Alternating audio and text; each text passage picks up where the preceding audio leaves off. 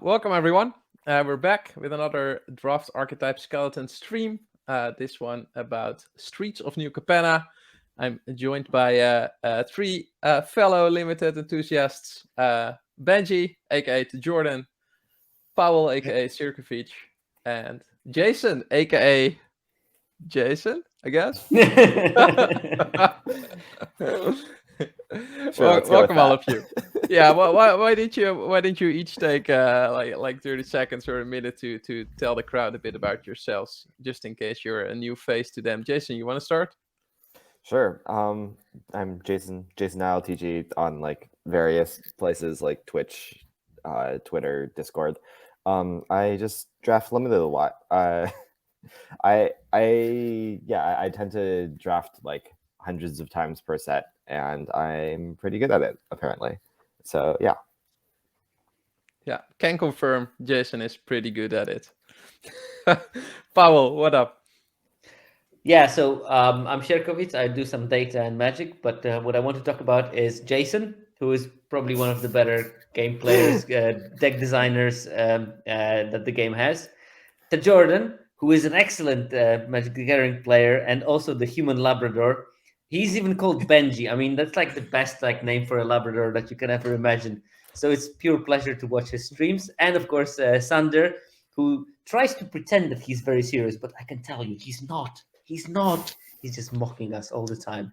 So it's going to be a great evening. For sure. Benji. I'm Benji. I don't think I could do a better introduction than Pawel did for me, but I love playing Magic, much like Jason. I play like 100, 150 drafts of like most every like set when it comes out, and I really like trying to find like weird aggressive strategies or like just kind of like end up with like good screenshots because I get bored after a while. But I really like the first few days when you can kind of really push like different boundaries and stuff, and I love drafting. For sure. Glad to have you all on. So if as Oppa already highlights in the chat, we'll be covering. Well, we're covering 10 skeletons, I think, Oppa, but we'll definitely touch on the 5 color pairs a couple of times.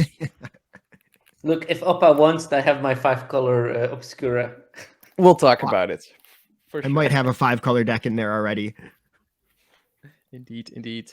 So quickly, how we're building skeletons or what it means to us, an archetype skeleton. Well, first of all, make sure to use sealdeck.tech for building them. It's a great solution. All 4 of us used it to build our skeletons. It's great. They have all the cards in there of the set really, really early. You don't need to start looking for them, and it's a super convenient interface, I would say. When we build an archetype, we're trying to be realistic and reasonable. Those 2 words are underlined here. And the goal is not to build the best deck for Streets of New Capenna block constructed, but we're trying to mimic decks that would come out of a regular draft. How are we doing that?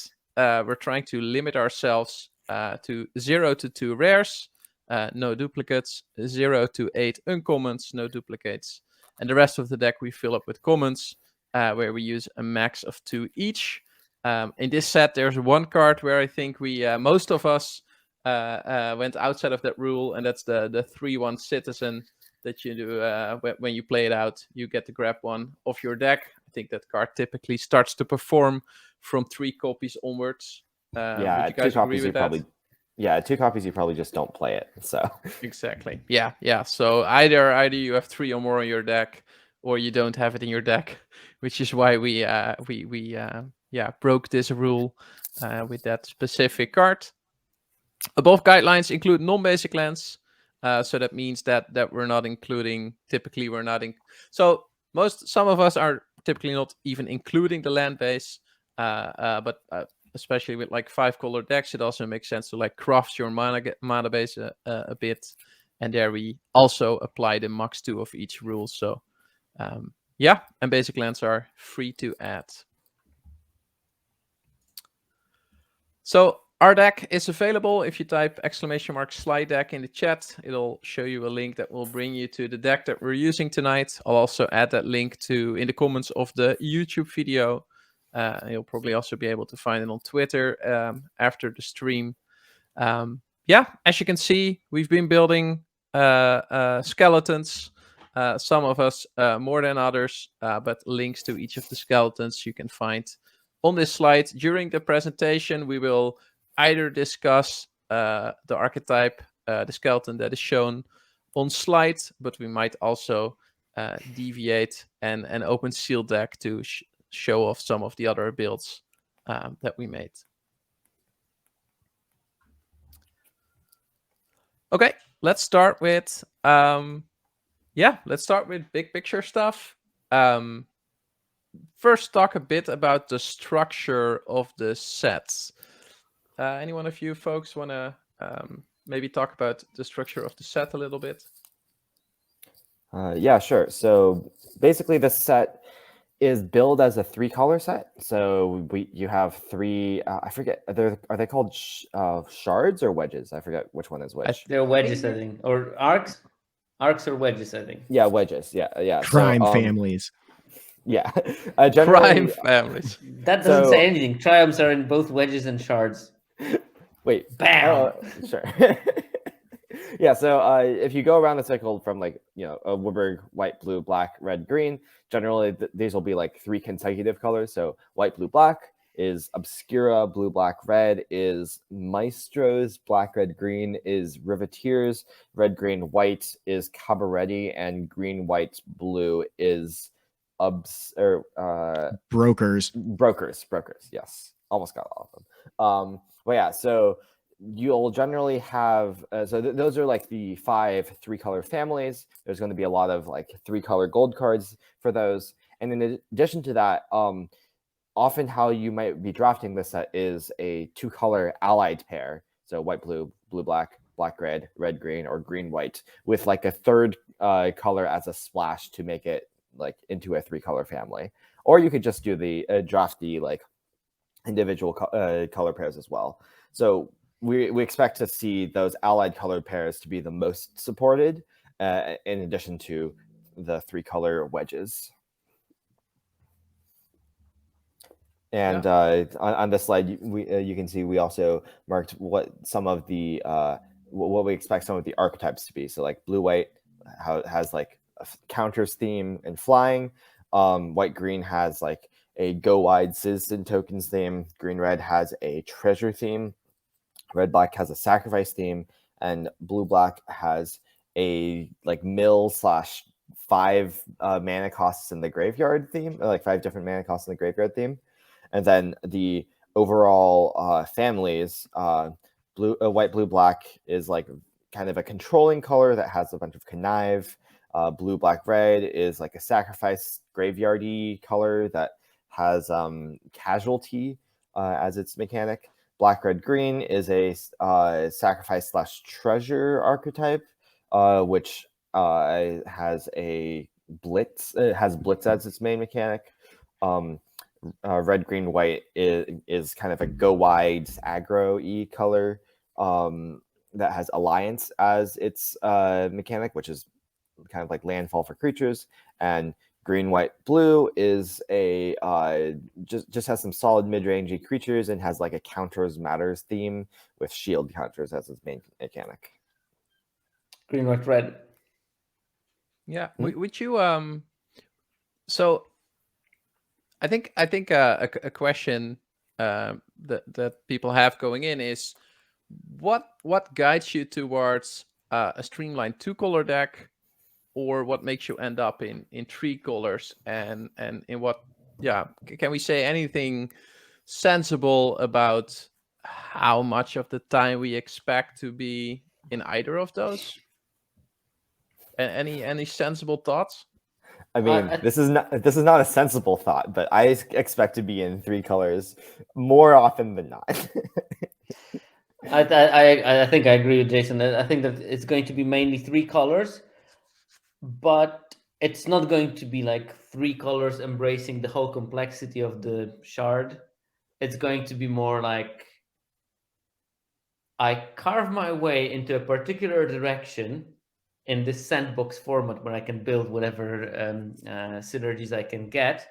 But I'm going to tilt myself a bit more into let's say, treasure synergies in red-green, but I'm going to also have some white cards because the 3-colored cards that use also white are very well playing into my synergy as well. So the 2-color pairs are sort of like super streamlined versions, but they might be expanded by adding this third color. And probably we're going to be splashing quite a lot because splashing is not going to be so expensive because you will have tools for splashing. The And the recycles 2-color decks are probably missing out on good cards that are 3 colors that would be very good in them. So we're going to probably splash those and maybe some individual monocolored cards that are powerful / synergistic. Yeah, makes sense. So let me like drop a statement. So my feeling is that certain 2-color pairs will lead to actual 2-color decks more often than others. So my gut feeling right now is that, for example, red, black, and green, white are pretty streamlined, are also more aggressive, and therefore I might not be incentivized to splash around, right? Because I want to be able to play my cards. So wouldn't you play the Cabaret Charm in the green-white deck? If I get the tools to splash that easily, I will. But if I don't get the right lands, the best card in this deck because like it either makes 2 citizens or it makes all your creatures bigger and gives them trample. And, like everything on this card says go wide, which is I think for sure. I think it's like if you can't cast it, yeah. The red 3-drop that makes a citizen when it enters battlefield, you also would want to play that. And probably if you focus a bit on fixing, you're going to have quite an easy way of playing that. I think that I understand, and for me it was like super hard to make the. I didn't make the Cabaret deck because it was late in the night, but I tried to make the green-white go white deck, and I said, "Damn it! I so much wish I could put a couple of those red cards in it." Yeah, I think. Okay, I think the sensible thing to recommend is probably you're probably going to mostly be playing 2 colors, specifically an allied color pair, splashing the third, possibly, if you have enough fixing. And but I mean, we're not like splashing 1 card, we're talking splashing like 4 or 5 cards probably, no? I mean, like, it depends on how much fixing you get, right? And I think it's probably going to be good to start out taking fixing like extremely highly this set, so you should have a lot of fixing. But if you don't have the fixing, right, like I wouldn't play Cabaret Charm with like 2 duels in my deck. I want something more like 4 sources of like 4 free sources of casting it that aren't like a basic mountain. And like, treasure helps that. Like you said, red, black, and white, green, right? Those are like more aggressive, streamlined color pairs probably. And on one hand, that's true. But on the other hand, green's best common is a 3/3 that makes a treasure. And red-black has a lot of ways to make treasures too, like fake your own death. So you could end up in a place where, like, sure, you don't, those are like streamlined, aggressive decks, but also you have a lot of treasure generation, like we saw in AFR, right? Like, we could see something similar where, you just have your exhibition magician instead of your plundering barbarian or whatever. It's like a 3-drop that makes a treasure, and like you have a bunch of other treasure, and all of a sudden you're splashing your double blue bomb in your black red deck. I don't know whether we will get there, but maybe. Yeah, but this is the point. I mean, that more than looking at the colors you're playing, I would be looking at the themes you're trying to achieve in your deck, and then focus on the themes. And if a third color is adding to that theme, just focus on getting the tools to be able to play that third color, rather than limit yourself to the 2.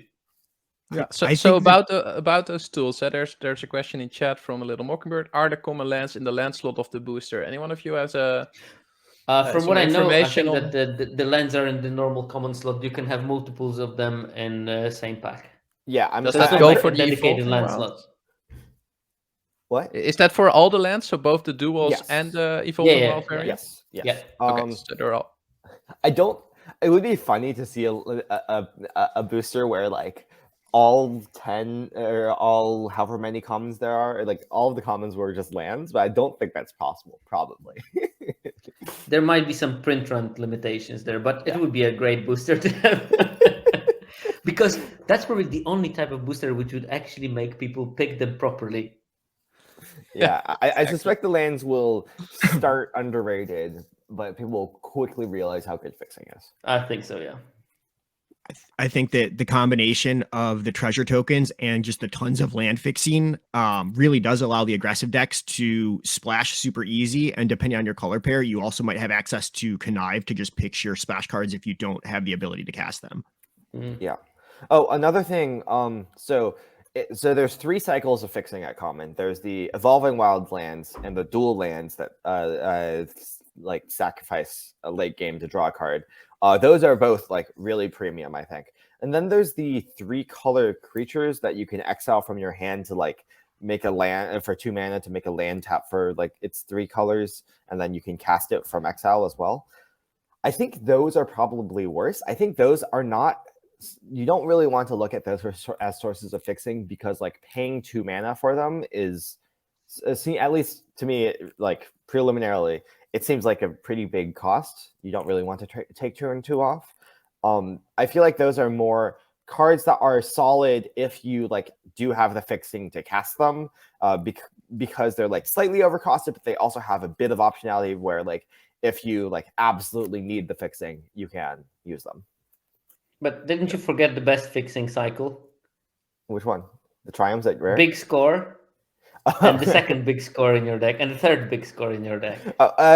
Jewel Thief, though. Jewel Thief's better. Okay, a Jewel Thief is more threatening. I think that, but I think the big score is one of the better fixing that you can get in this format, in a way, because you fix your draws and you fix your mana, and you sacrifice turn 4. That's fine. But I think that this is a free drop format, which means that your 4th drop wouldn't be that much a loss. There's a bunch of stuff that just like randomly makes treasures. Like Fake Your Own Death, I think, is a really good card. It's just like one of those black like. But by the way, my spells. highlight card of every single archetype I built. So I'm super high on that card before the format starts. I might be very, very wrong about it, but I think that this card just makes so much stuff work so much better. I'm with you on that. Okay, that's good. Yeah. If I'm with Jason on the hot take card before the season, I feel quite comfortable that it's going to be good. Hey, so I think first we have a couple of slides that cover more big picture stuff. Obviously, some removal statistics from Sierkovitz. After that, we'll basically dive into each circle of this slide. So we'll cover each of the single colors, just slightly touch on what those colors bring to the table. Then we'll move into the duo pairs, what were they called again? Allied color pairs. Yep. And after that, we'll move into the actual crime families, the 3-color, what was it again? Shards, whatever. So that's the plan for this stream. So that will be the order in which we cover things. Okay, you want to take us away, Pawel? Go on, talk Sander. a bit about You can take it. No. This looks like a Sander slide. Yeah, it totally looks like the color scheme. It's the color scheme that is. It's Dutch. But you made it Dutch. it should be more orange. Oh no, the orange is the title. That's fine. No, but this set has a very interesting set of the data in terms of creature powers and toughness. So first of all, this set has quite a lot of unconditional removal, and that's fine. But in my analysis, I look mainly on the conditional removal. And first, I look at the damage removal. So basically, you have a couple of cards that are capable of killing creatures with 1 toughness, 2 toughness, 3 toughness, blah, blah, blah, whatever. And what is important in here is that around 33% of the creatures at common and uncommon levels are killed by 1 damage spells, which means that anything that can deal 1 damage is going to be premium, because it's way more than it normally is, which we will see in the next slide. But also what we can see is that rares are very rarely 1 toughness. So there's like big dichotomy between commons and uncommons, which are small creatures, and rares that are much, much, much bigger in terms of their toughness, at least. Then around 62% of the creatures at common and uncommon can be dealt with deal 2 damage. And that's a lot. when you look at the previous sets, it was probably oscillating around 50%. And here we have 63%, 62%, which is a lot when you think about it. When how many more creatures you kill with this 2 damage spell, and like 3 damage spells at common are killing 83. So like 83%. That's give or take 5 out of 6. And this means that like Strangle for 1 red mana can kill 83% of common creatures, which means we're talking about super small creatures in this set. And this is something to think about when you look at evaluation of particular cards. And then when we go up to 4 damage, but you still only have 57.5% of the rare creatures that are killed by Strangle. So rares are significantly, but significantly bigger than anything else, and that's unprecedented in the previous sets. Usually at around 3 damage, those values converge. But here we see that there is a big link between the rarity of the card and the toughness. And then around 94% of the creatures are killed by 4 damage. This is also much more than in the previous sets. Like normally it's around 90%, and 95% is killed by the 5 damage spell. But here we have like 98% of commons and uncommons killed by the 5 damage spell. But only 80% of the rares are killed by the 4 damage spells. And I think that in the couple of other sets I analyzed, it was something like 90%. And only 85% of the rare creatures are killed by 5 damage spells. So no, I don't include the shield counter as dying to the damage. I ignored it completely. I just looked at the toughness for my own sanity. So obviously some creatures will have to be hit twice to be killed, but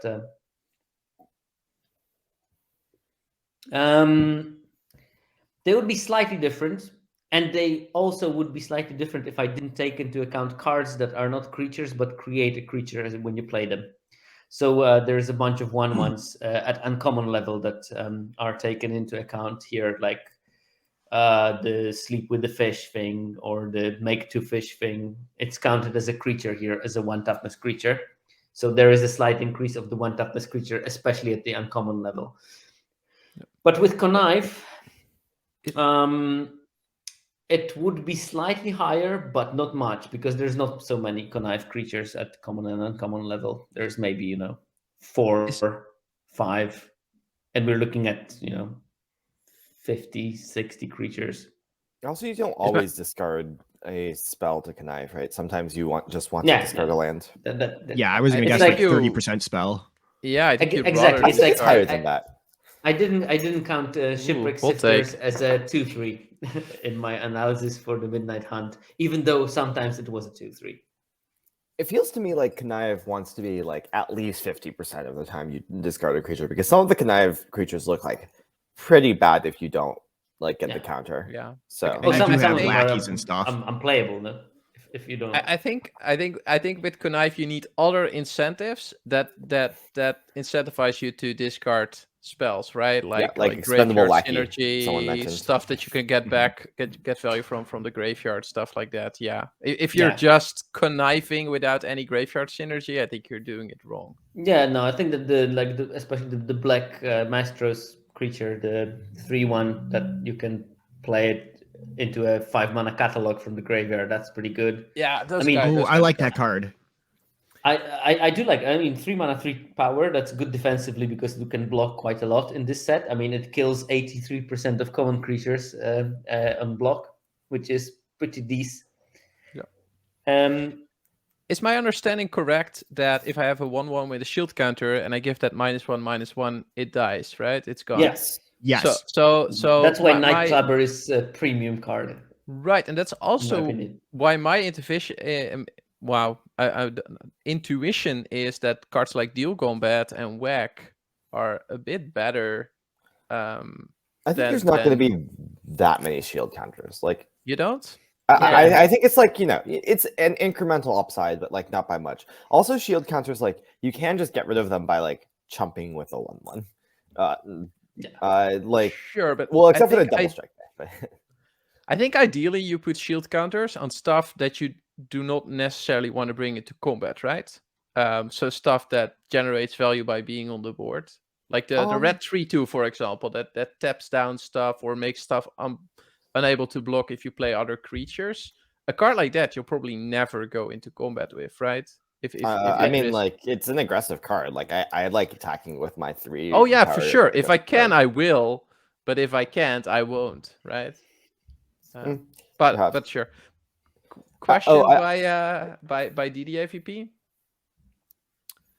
So do you think we need to value the unconditional removal since the rares could be more impactful in the game? So that has to do with rares I think typically so, having yeah. much toughness. That's my idea, that you probably want to have one unconditional removal in your deck for those kind of cards.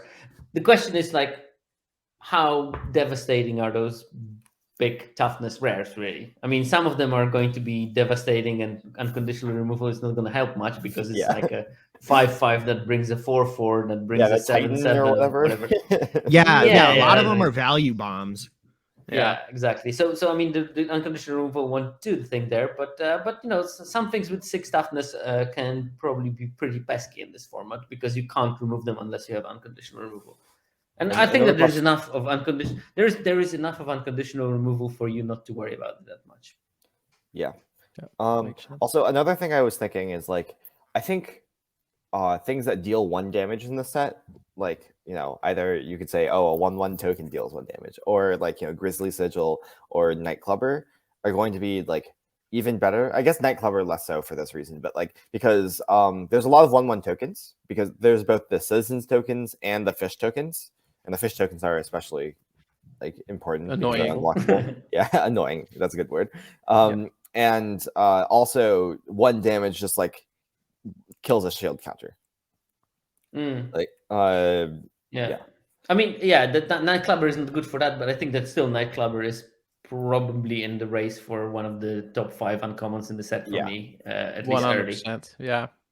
Double black makes it a bit awkward, but outside of that, it's Yeah, you can blitz then you just draw a card for Oh, that, yeah, You can still cast it for black. you can still cast it. Never mind.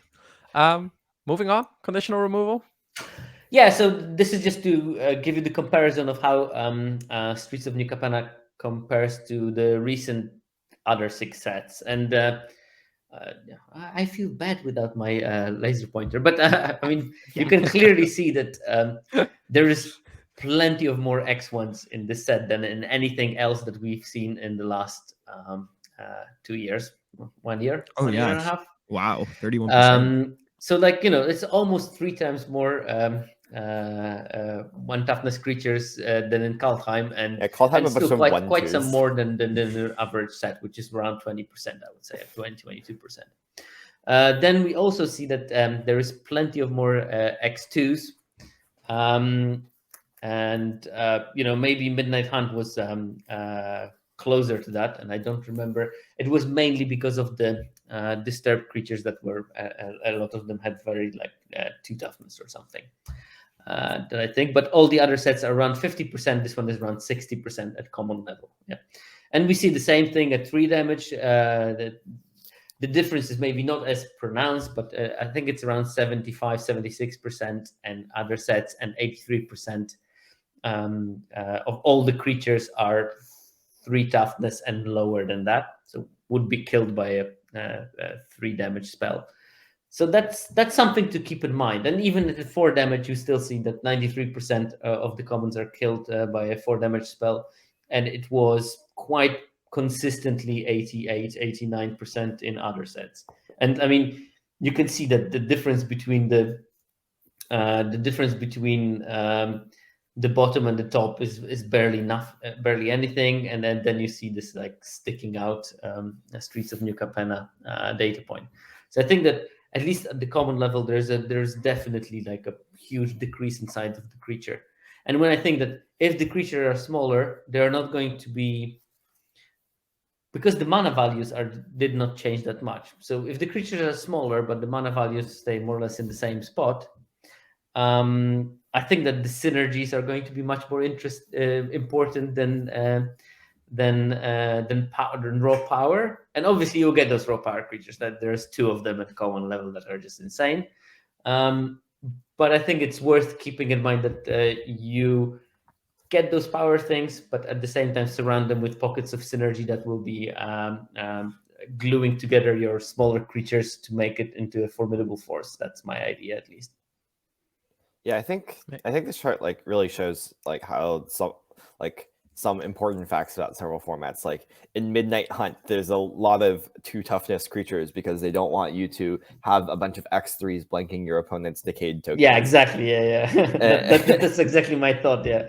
Yeah, and like, you know, in Streets of New Capenna, the creatures are just in general smaller, probably because like, you know, it's like a 3-color set. They don't. There's also like not a lot of good 2-drops from what I saw looking at the set. That's my thought. That like one drops and 2-drops are terrible in general. There are no 1-drops. It feels like.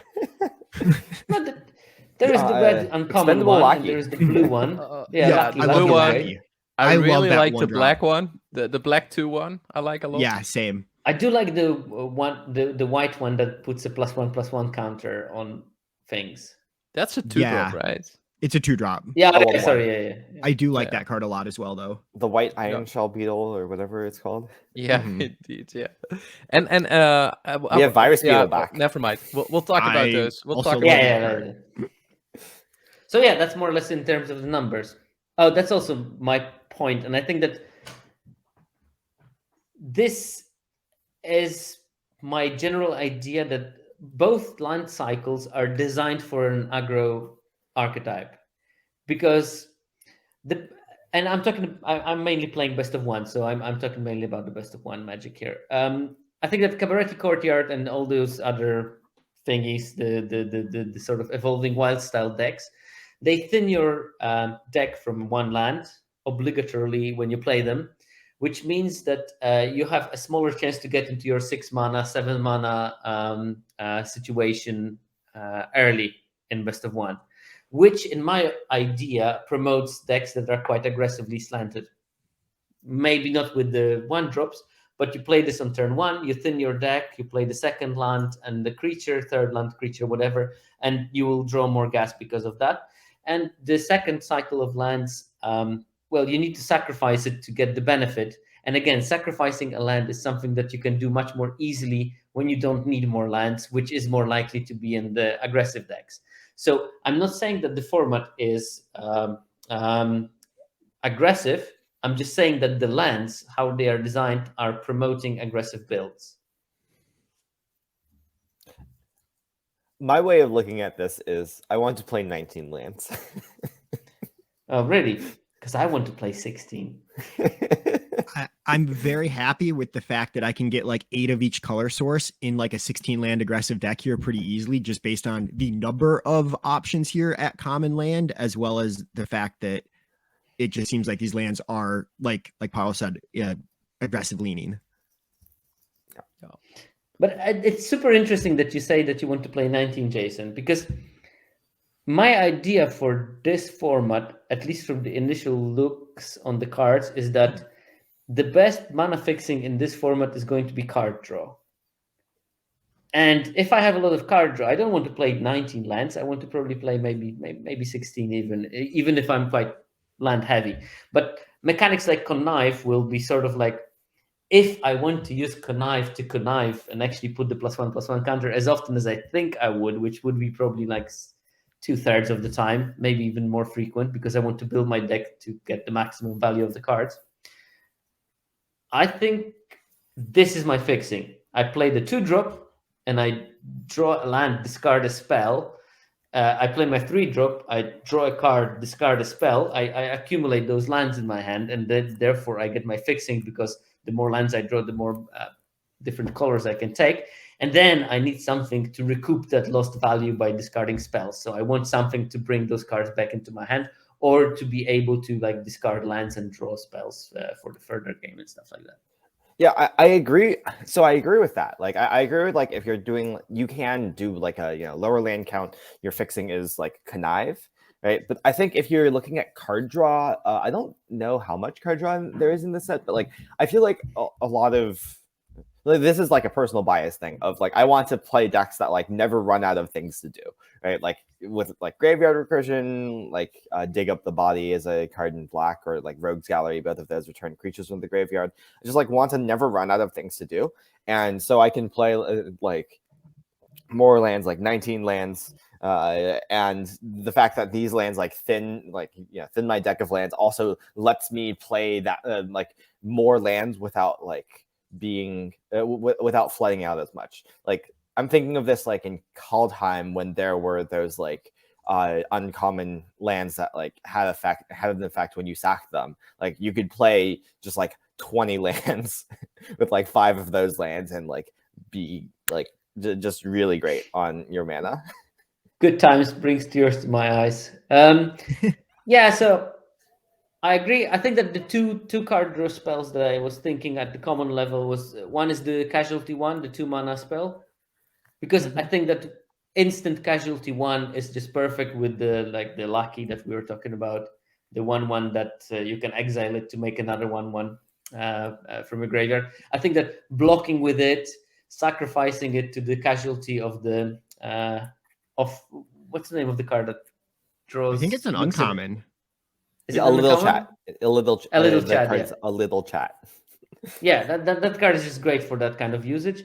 And Big Score is, I think, like one of the better cards in the set for me, in terms of doing exactly what the set wants to. So discard and redundant, possibly land, make 2 treasures, draw 2 cards. I just love the card.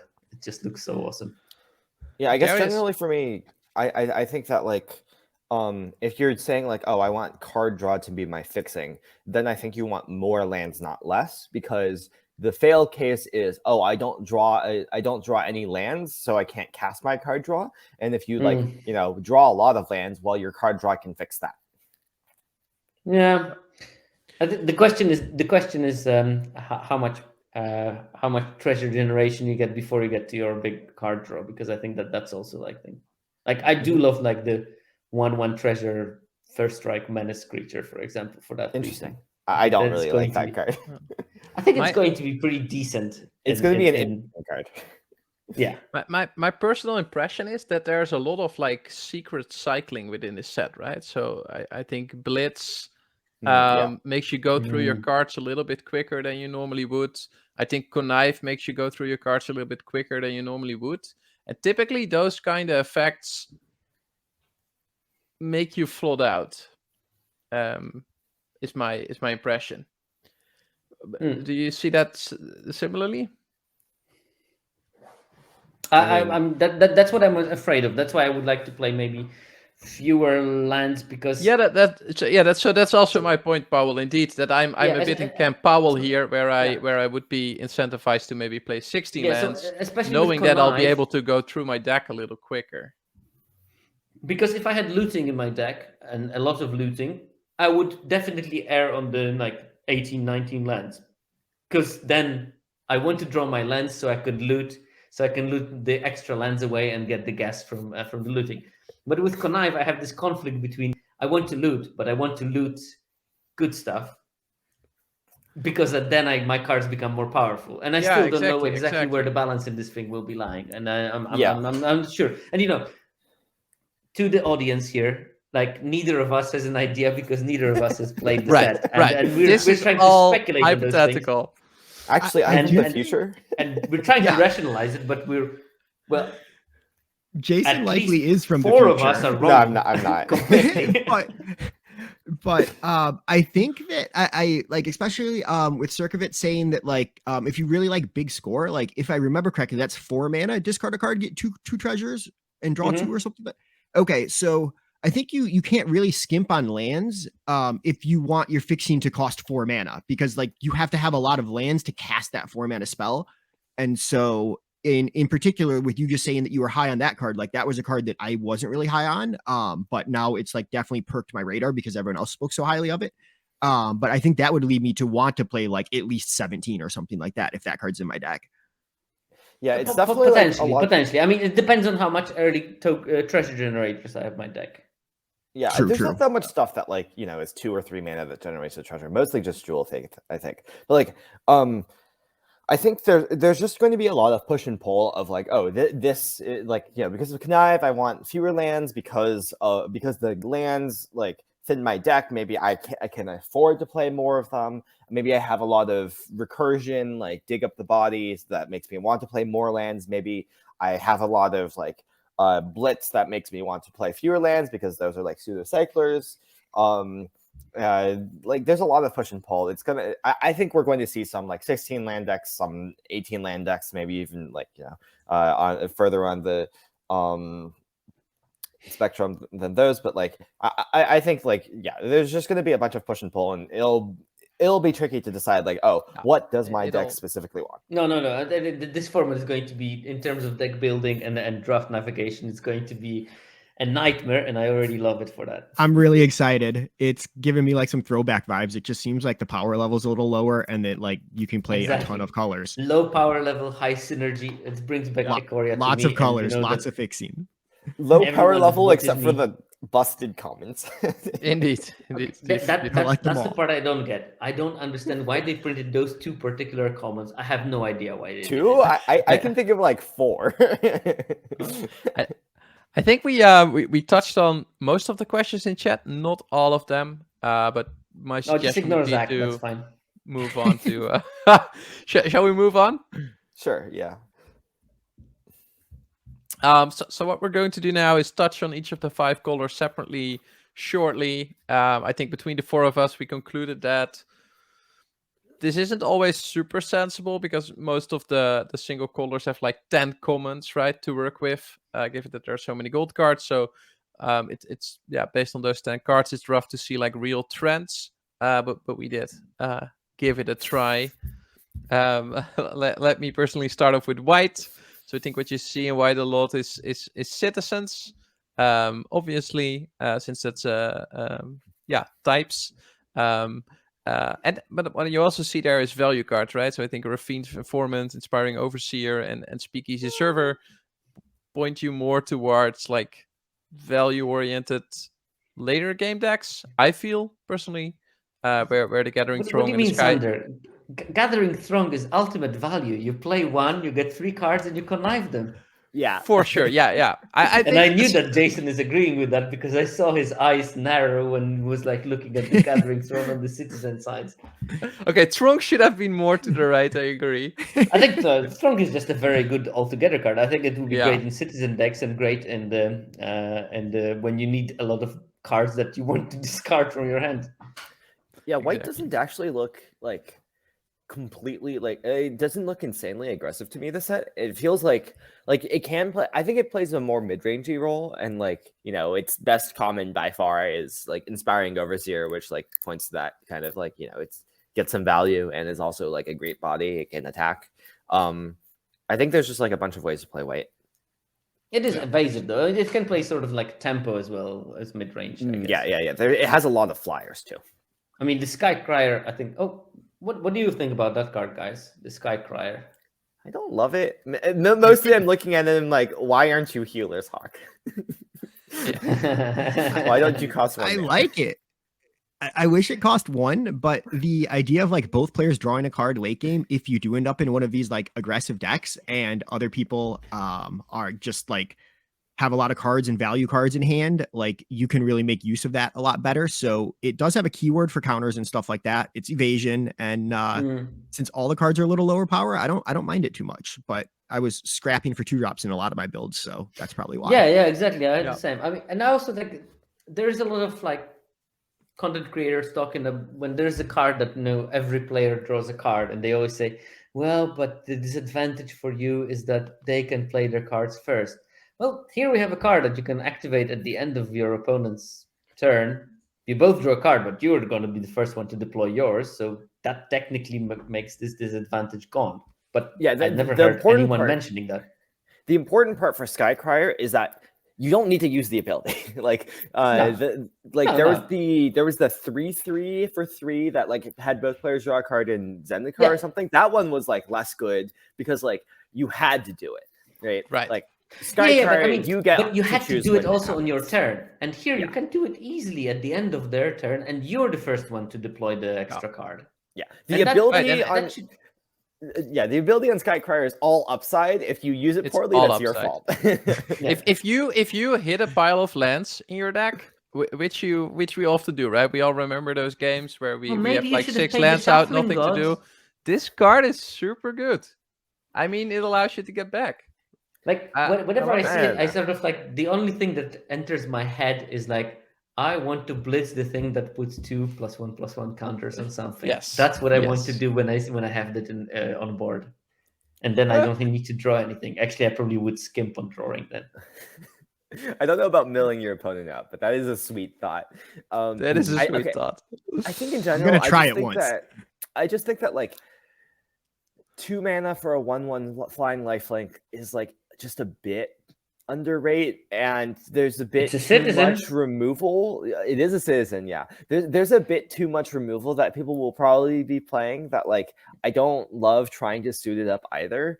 And I think you can just do better with like, for example, Rafine's Informant. That just seems mostly like a better 2-drop to me. Like I don't think Skycrier is unplayable, but I don't think it's going to be anything that special. I think it's like It's a slightly 2-point different life decks. swing, right? Is this better or worse than a 2/1 flyer for 2? I think definitely better than a 2/1 flyer for 2, but like I also I don't would like it. slam, right? I would jam 2/1 I flyers don't care in my about deck. 2/1 flyers for 2 personally. Like Oh, okay. I'm a huge fan. Ooh. I really did not like think- Vampire Interloper. But I you was know not that a there is vampire interloper nothing either. that makes 3 2/2s for 6 in this set. You know that. Do you realize there is no Imperial Oath? I need agree. to- There's no Imperial Oath. I just think You like need to two, kill four, people with threes. small creatures, incremental value. you can kill people with like Inspiring Overseer. Like Skycrier, I think, is just going to be slightly underrated. Is my prediction. Makes Okay. sense. Makes sense. Like I'm not going to think. never play one. I think it's like a fine like 20th card maybe. I think I'm going to play it in like blue-white when I want to be more in the air. Yeah, and green-white. I think it's super solid in green-white. Yeah, let's If just I say have the citizen boosters, yeah. I don't foresee jamming 4 of these in my deck. Oh, no. I don't think I Okay, want no, more than no, one. Okay. You won't be able to Fair, because fair, everybody is fair. picking them up, Jason. Yeah, they're going so fast. Like 4th pick, 5th pick, they're gone. No, joking. Let's move on. But yeah, no, I mean, Yeah. my point is that I would probably play them in different decks than the Informant. And Informant is going to be probably better in more of them. But I think that there are decks when the Crier is just better. All right. And so I actually made this slide. It's pretty wild. It's wild. But when I was Good looking at fontage there. Good fontage. Oh, thank Nice. you, thank you. I couldn't find Much better the font. Jason and Kirsten's like fancy font. I was looking for a while, and I was like, I'll just throw this in. I gotta move on. It's not fancy at all. I like this font much better. I just like Okay. chose the Yes. font and then like kept copying. Okay, yeah, exactly. And so looking at the blue cards in particular, the expendable lackey really stuck out to me as like what I think is going to be the best blue common early on. And there were a couple disposable creatures. The 2/1 that gives a shield counter is also just like some good value. It can, just trade off and create something else. There were a couple tempo cards.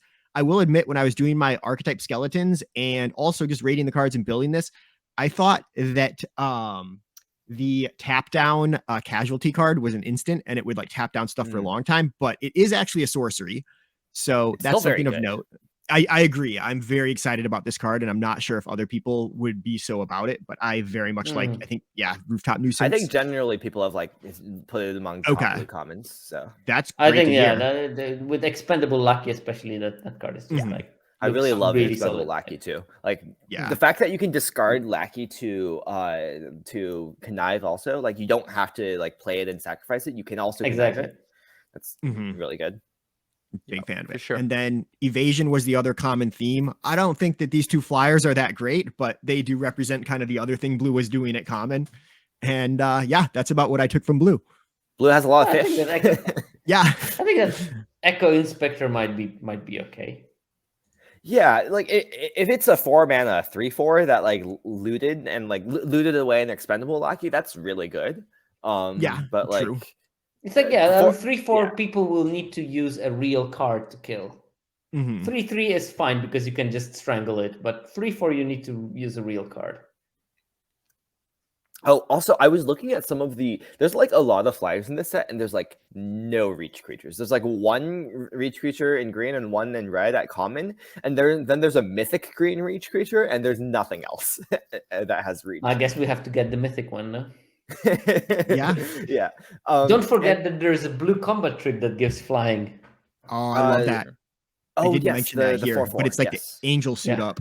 Oh yeah, I really love that. It's a tempo card. But basically, I was looking through the flyers, and I think that like 3/4 actually lines up extremely well Yeah. against all the flyers. It's Yeah, changed that's what I that thought. line. Yeah, there's Yeah. a That lot was of my- like 2/3 flyers, or like 2/1s. Not that many. Like there's like no 4-power flyers, and like not that many 3-power flyers I mean, either. unless you want to pay 7 mana, I guess.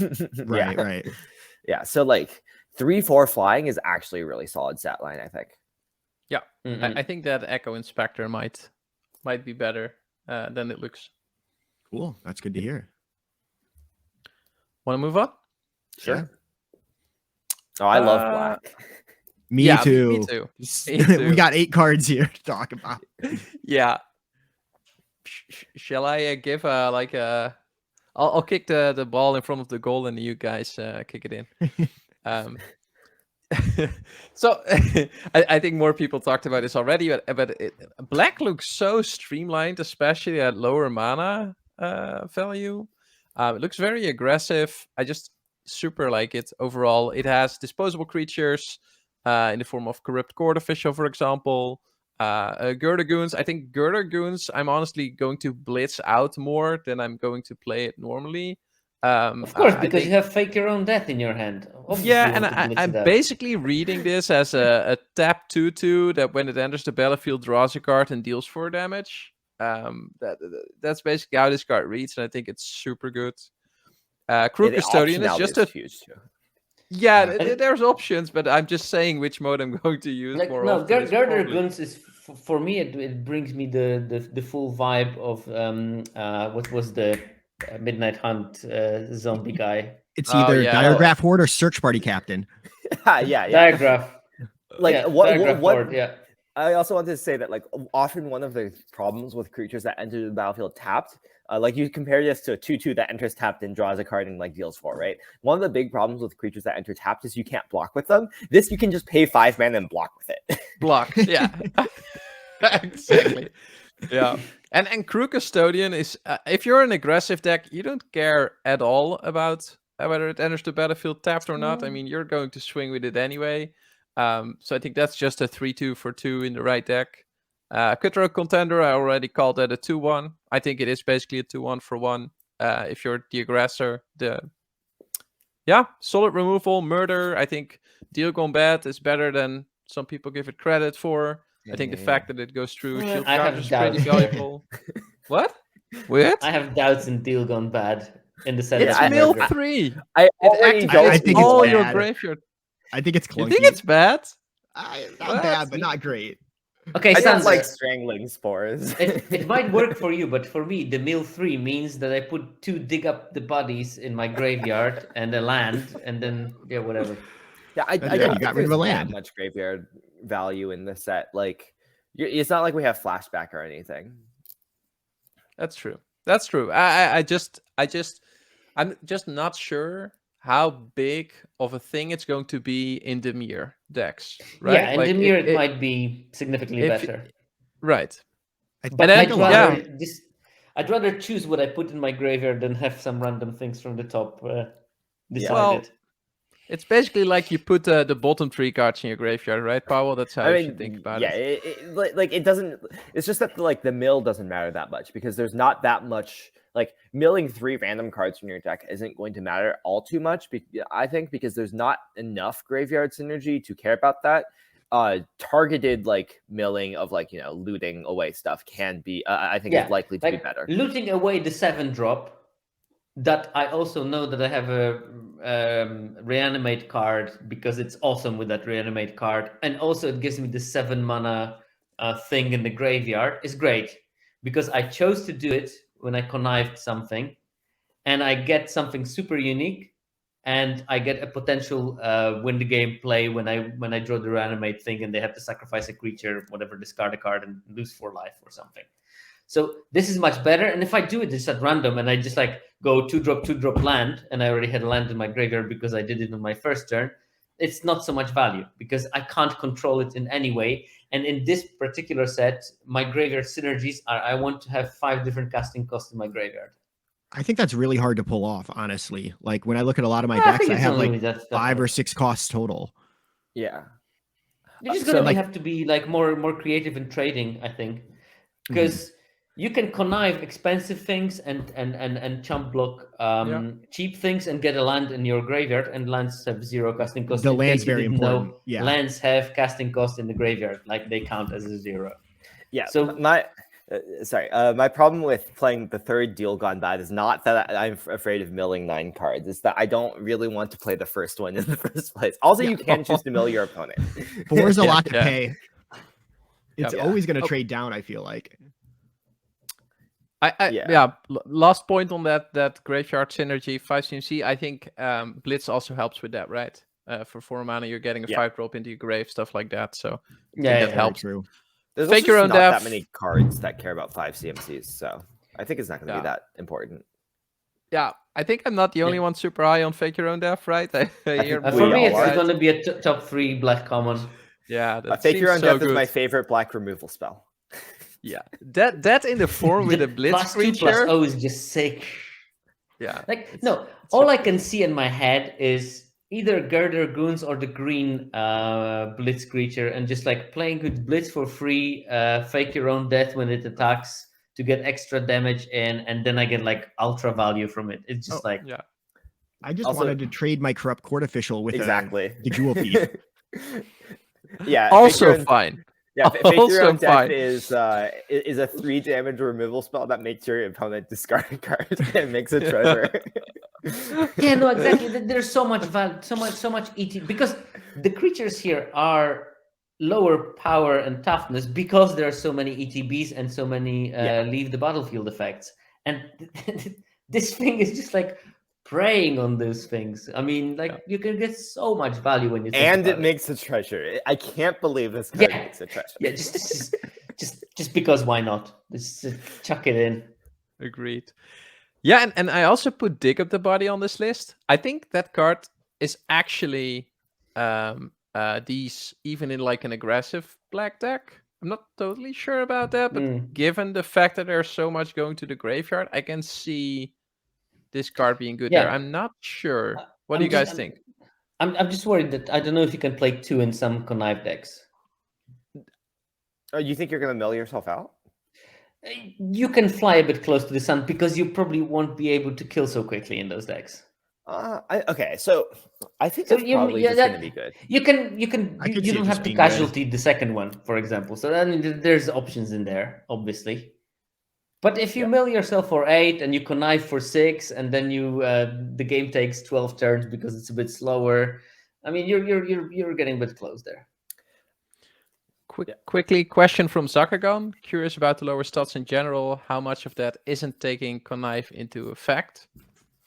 Yeah, we talked about it a bit. It would increase it, but not by much. Especially that connive is not something that's guaranteed. Yeah, let me search how many cards have the word connive on them in this Is set. it 12 or 13? It's like 14 cards and like 1, And 2, some of them are 3, rare, 4, and 5 of them are rare. So Yeah, Yeah, so exactly. It's not that's that many. 9. Given that you're throwing away a spell with half of them, that adds like 4.5 toughness Yeah, to the entire set. That's change. nothing. Yeah, That's nothing. Because I knew I had a problem with finding enough common monocolored connive creatures for my whatever the usual suspect card deck. Yeah.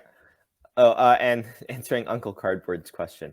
Honestly, I look at like Fake Your Own Death and Dig Up the Body. Like those are like very like if you combine those two, it looks kind of like a deadly dispute, right? Like both of them look slightly like a deadly dispute. Like Fake Your Own Death gives Sure. you like a card and a treasure, and maybe probably another card because of the ETB. And like Dig Up the Body, you sack a creature in order to like get 2 cards. No, Jason, it's wrong. It's basically fake your own death and dig up the body together. They're Exactly. just Yes, expressive iteration. It You really choose did the have card Deadly you Dispute want. vibes for me. Chuck away what you don't.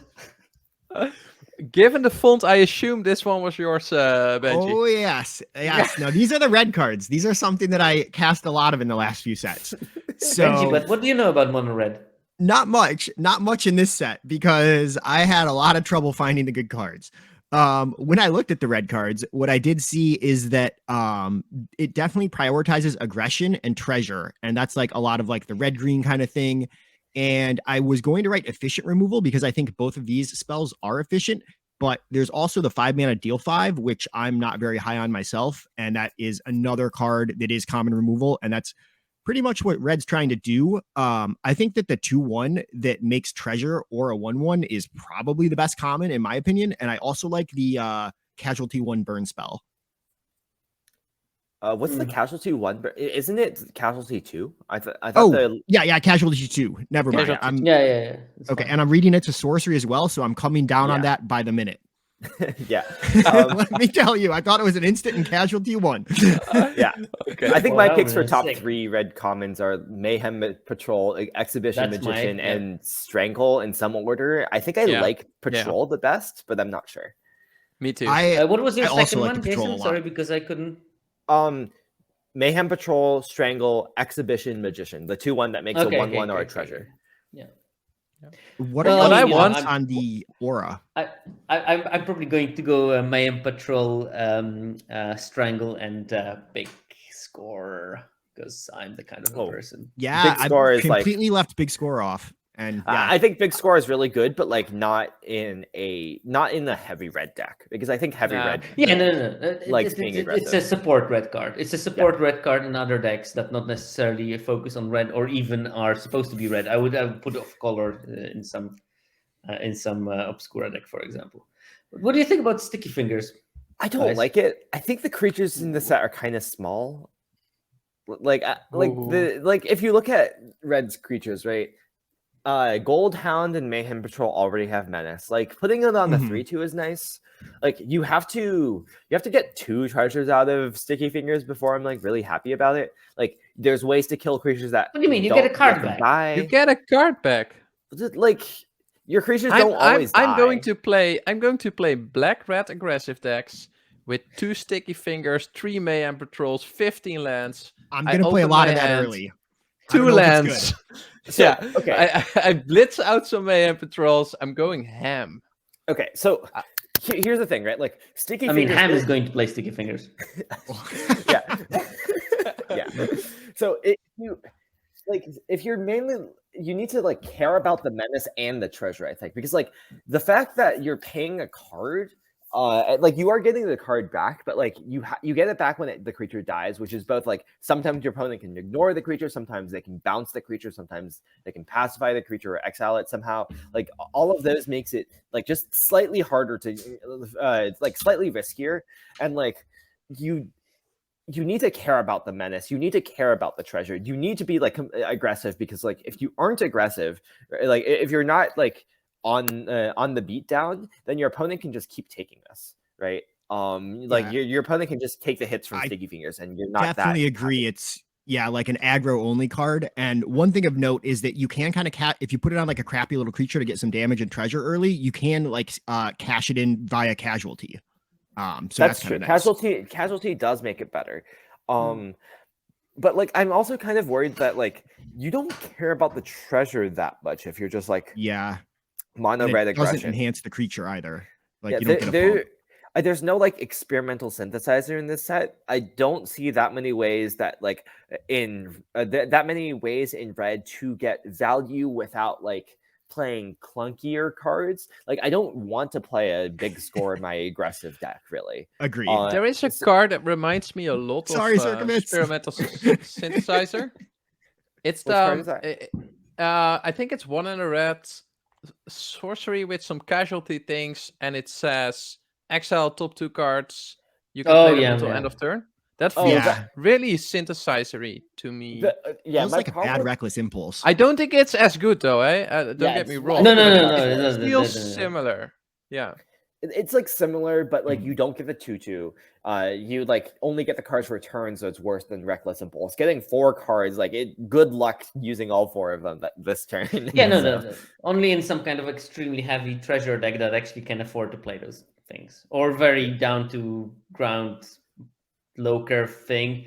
And then if you draw 2 lands, you're happy because you got rid of them and you don't draw them anymore, and you can play all the spells that you draw from. So, It did catch but I my don't know eye if as that something deck could be a one exists of. basically, because I don't think that Yeah. there is enough reach that those super down to earth aggressive decks have without going ultra wide with citizens, and that's not mono red. Oh yeah, Mhm. my other problem with Sticky Fingers is that like decks are going wide. Like the creatures themselves aren't very big, right? In this set, there's not a lot of big creatures, but there are more tools for going wide. There's like 2 different types of 1/1 tokens. Like Exhibition Magician itself goes wide. Like there's just a lot of ways to. Yeah, but there's go also wide good this combat set rather than tricks. go tall. That offsets it quite well, I guess. There's like 1 good combat trick in red, I think. I was disappointed in the But quality you of the also have tricks. green. Oh, are we talking about like literally mono red or about red cards? Well, I mean, sure. Like there's like 1 good combat trick in red. In white, there's the shield counter trick, which does save a combat. And there's the +2/+2, but you're mostly not going to have a counter in Mhm. red white, I think. So it's not going to give flying and lifelink. No, and no, in no. green, There's the there's like green a one that gives +2/+2. +4, no? It's Can we talk +2/+2 about- if you don't have 4 creatures. Can we talk about that Come on, let's be white shield? optimistic about it. Can we talk about that white shield trick for a second? Because Yeah, so try one. far, all the content that I consumed, they were comparing it to like this green hexproof trick or white protection trick and saying it was worse. But my intuition is that you don't need to cast this in response to something, right? You don't need to hold this up. You play a value creature and you put a shield on it. And good luck destroying it now, opponent, right? I don't mean- need to keep mana open for this. I can just run it out. It adds don't a wanna do counter, that. and there's counter synergy in the set. I think it's stronger than all those spells people are comparing it with. So my It will problem be with also that- not bad in like brokers when you actually get token synergies and you get something from literally having a counter. Yeah, Exactly. The I think counter it's synergies are stronger. good. But I think my problem with that is there's not actually that many ways in the set to like. There's not that many removal spells in the set that like destroy a creature. I think it's like just murder or something. So it's like you're protecting it from damage or murder, right? And there's a lot of ways in the set to just like randomly deal a damage to something. Like chump with the 1/1. Like if you're Sure, putting but- down. Oh like, yeah, a- but that- I think that Sander was talking about utility creatures that will I think not there's be I ever think put there's in not combat. going to be like that many scenarios where like you care that much about like protecting a utility. Like you care so much about protecting a utility creature that you spend 2 cards on that utility creature, right? The utility creature itself and the shield counter. I think those cards are there. Take I don't know, I mean, the like the eagle, the 3/1, the 3/1 blue white The flyer uncommon, that yeah. whenever you attack and you control a counter on You something, draw a card, draw a card, right? yeah. I mean, that's Yeah. like a perfect creature that I don't feel like attacking with it if I get like a bloody card every turn from it because it has a shield counter on it and I attack with something. Exactly. Or I think there's Do the you broker rare, the hybrid thing that also like when you attack with a 1/1 creature, you draw a card. Well, yeah, they can I would remove your creatures never with put that counters on online. them. Like, I don't know. I think that like you're not going to want to use it like preemptively that much, especially since like you can just get got by a bounce spell. You can just get got by like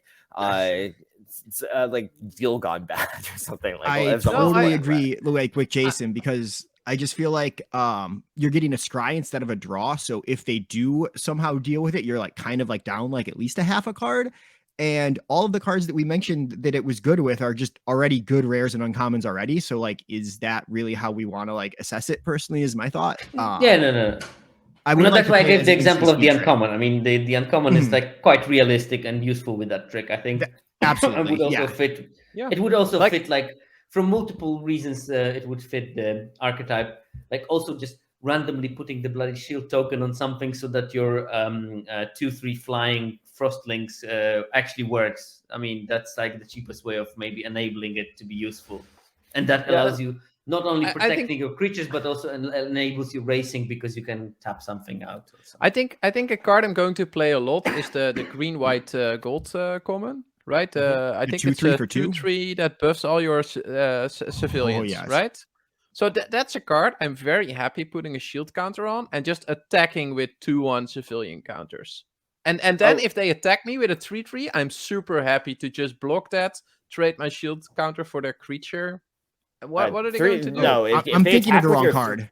Yeah, if they attack with your 3/3 into your 2/4 with a shield counter, you bounce off and you lose your shield counter. No, so you probably don't I want think to do that. it's a 2/3 that becomes a 3/3 at some point. No, right? that one's the 2-drop. You're mixing up two cards. There's a Yeah, Oh, mixing I'm it. sorry. Mhm. I'm sorry. I was You're confused getting there. the point, right? No, that's with the situation with the that I'm 2/3, describing. Yeah, I like this With green-white card that Sander has, though. yeah. Yeah, With the the 2/4. Totally not the point.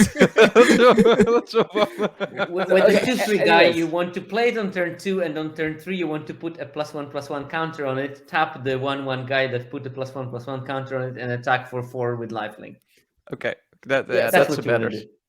I think I think just one closing thought is just that I think you're overestimating how much of a cost it is to just say I'm never putting this creature into combat. Utility creatures are good not because of their utility, because they're both utility and a creature, right? Like you wouldn't necessarily play an enchantment that has like the effect of a utility creature for most of the creatures, right? Like Rumor Gatherer, you wouldn't play an enchantment version of it. I claim you wouldn't play an enchantment version of the 3/1 flyer. Like creatures exist to get into combat. Like just saying I'm never going to put this creature into combat, I think is not realistic. No. I No, mean, no. And no one is saying I think no one you're is going making to put us. them into combat. Yeah, I think you're making a super valid point. But what I'm saying is, I'm not putting it into combat with a 1/1 token. I'm happy to put it into combat with an actual creature and trade my shield counter for that. I'm just not willing to put it in combat with a 1/1, right? Yeah. I just think there's going to be like a lot of ways to get around that. I think that like how would I describe it is using containment construct from Kamigawa, when you basically I use it as a creature a lot, but there were games when I played it with the intention of using it as a creature, and then it was the 2/1 blocker, and I'm happy to sacrifice it because I need to survive to the later game. And there were games when I played it and I never put it in combat because for me it was my personal hole in mind because I had the terminal. And there was dual mode of this card, and sometimes I was quite happy of just putting it in combat, risking it, chucking it away, whatever. And some games where I just like was super protective of it because the value that it was giving me by not attacking was higher than the value I would have gotten from it attacking. And I'm talking about those kind of creatures in this. I love that. Sometimes card. you might want to protect them extra because they're giving you so much value. And I think that the 3/1 flying thing that draws you a card every turn is an example of such a thing. Yeah, I just think that like I think counters are easier to get through. I still wouldn't want to put the shield counter on it preemptively because then I can get blown out by the -1/-1 trick or something. I'd rather do it in response to something that will kill it that I can prevent. Okay, and you can still do that. I'm just saying it's an additional mode that I think is valuable. Is what I was but trying I think that value is like fairly minimal compared to like the 2 life gain and hexproof plus indestructible on like Tamiyo's Safe King, for example. Okay, that's fair. It's fair. Let's quickly skip over green. Woo. But yeah, some Jewel strong Thief cards is on this busted. slide. Warm Welcome is busted. Yep. Indeed. Oh my god. Yeah, it's like Elvish Vision or Do you have a third best common? And is it on this slide? My problem with Warm Arm. Welcome is you cannot play 6 of it because you don't have creatures to find. Oh, you have creatures to find. Don't you look at the top 5? Yeah, you do. Yeah. But I do like strong arm as well. Which mode are you liking the best on this? What is your go-to mode, Jason, on the strong arm? Do you think probably the Blitz mode? Like 5 mana 4/5 isn't like that exciting, but like Blitz for 4 is pretty decent. It's good if you have synergies with it. I think like either you have counter synergies or you have like I can play a fake your own death on this on turn 6. Or like on turn 5 because on turn 3 you play the Jewel Thief. Yeah, no, you have some treasures by that time. I think that the blitzing it and then making it resurrect itself is just like such a beating. Yeah, for sure. And also, don't forget that your 2/3 attacker becomes a 4/3 attacker in the same situation. That's why this card is so good. The +2. Yeah. Keep the hot takes coming in chat. By the way, I'll try to highlight. That Oh yeah. from time See, to time. Opa knows what's up. It's 6 welcomes, 15 creatures. We're good to go. Yeah, Yep. let's go. Okay, we're diving in the two color decks. So those are the allied color pairs. Starting off with a color pair with busted creatures, apparently. Yeah. To tell us Oh more. yeah. Yeah, I think green white just has like 3 of the like busted creature commons in it. Like you have the 2/3 for 2 that like also is often going to be a 3/3 lifelink while attacking. That's just really good. You have the Priest of Ancient Lore with the flying, or if you like M19 lore, Cloud Conceer that gains you a life, and you have your Jewel Thief, which still can't believe that's common.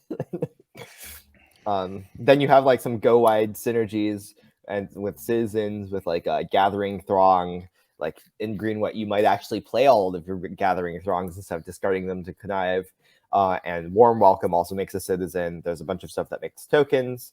There's like the green white uncommon like buffs citizens. That was the card that Sander was thinking about, I think. Got confused with the Civil Servant. And then you just have some solid tricks like green for +2/+2, but like more often probably like 50% of the time, like +4/+4. That's really solid. The shield counter is probably solid. I don't think it's like as good as Tameo Safekeeping, but not everything can be Tameo Safekeeping, so yeah, you'll still play it. And there's the Revelation of Power. I thought at first, I didn't realize at first that this had like a clause that you had to have a counter on it to get the flying and lifelink. I thought it was just +2/+2 flying lifelink. That would be busted. But yeah, that would be busted. You are likely to have some amount of counters on creatures. So depending on how much you like Bone of Safety, you will have more counters than. Okay. Yeah, let's look at the draft archetype skeleton. I think I took Jason's one because of how streamlined it was. Oh yeah, this is beautiful. I especially like the 3-drop slot. Oh yeah. All the busted comments stacked you onto love a to see pile. it. Yeah, I had a kill shot because I figured like you probably want a removal spell. Like, sure, I guess this one's fine. I do love that you just completely skipped 4 drops. Just like no one cares. Yeah. Strong Arm is a 4-drop. Hey, when you play a Jewel Thief, like you can just play a 5 the next turn. Yeah, no, that makes sense. Yeah, I think one thing about the set is there's a lot of good 3s and not a lot of good 2s. So I really like that green white has a really good 2 in Civil Servant. Yeah, that's actually I noticed a huge draw in my opinion. I noticed you included Gardener not only in this deck, but I think also in another skeleton that I saw of you. Can you talk a little bit about that really card? like it. Can I talk about it? Sure. Yeah, go ahead. I'll bring love up this Shield deck. Because it allows you to play a tap land on 3 and still cast a 3-mana spell, as well as the fact that if you're an aggressive deck, you can cast a 2-drop pre-combat, attack, and cast a second 2-drop. And so those are the 2 reasons I think it's really nice. Yeah, it also can just have vigilance, right? Like it could just be a 2/2 vigilance or 2/2 like give something else vigilance. It's not always going to have attacks. It says creature or land. I didn't realize it was creature, so I love it even more now. Yeah. Thank you for pointing that out. I think so one thing I at first like went lower on it when I saw like how many good 3s there were and like how few good 2s there were, because I felt like, oh, on turn 3 you're probably going to play a 3-drop and not 2 2-drops. But then like I think Flying pointed out on Twitter that you can untap a tap land, like you said, and that makes me like it a lot more. Also, like your combat tricks of choice will probably be like the 1-mana combat tricks, like the shield counter and the +2/+2 for green. So it can also let you hold up that combat trick. Oh yeah. So.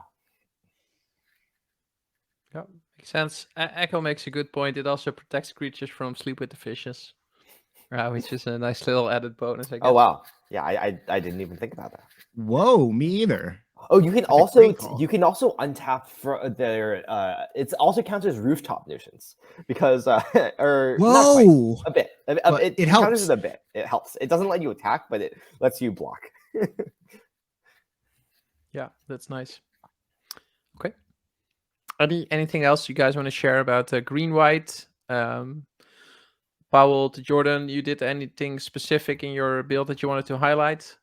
I think that or- I put them. I put a couple of the uncommons there Oh yeah, I had the yeah. 4-drop because uncommon. I think that mine was more like citizen focused.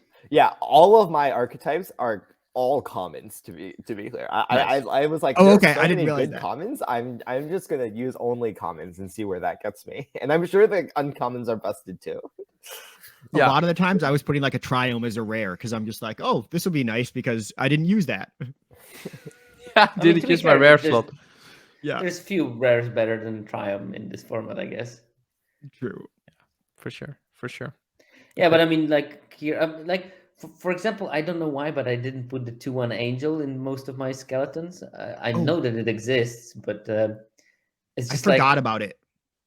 it's just so busted. It just seems like a rare, and it's just like, yeah, I'm not gonna put another rare. I already put one. Yeah, makes sense.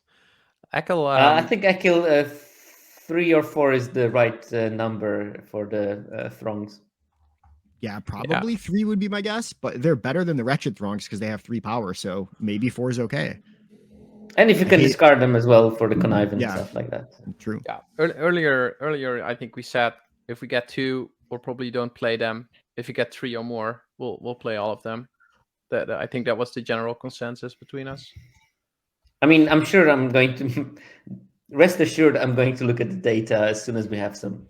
Oh, Yeah. And I'll try 2 out. You know me. Yeah, 7 Whisper squads. That was broken. I remember that.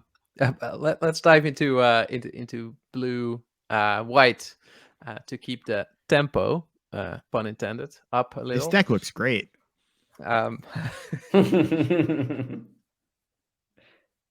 Yeah, so 2 clear categories here. Anyone want to elaborate on that? Yeah, this is just your classic blue-white flyers deck. You have flyers and you have tempo.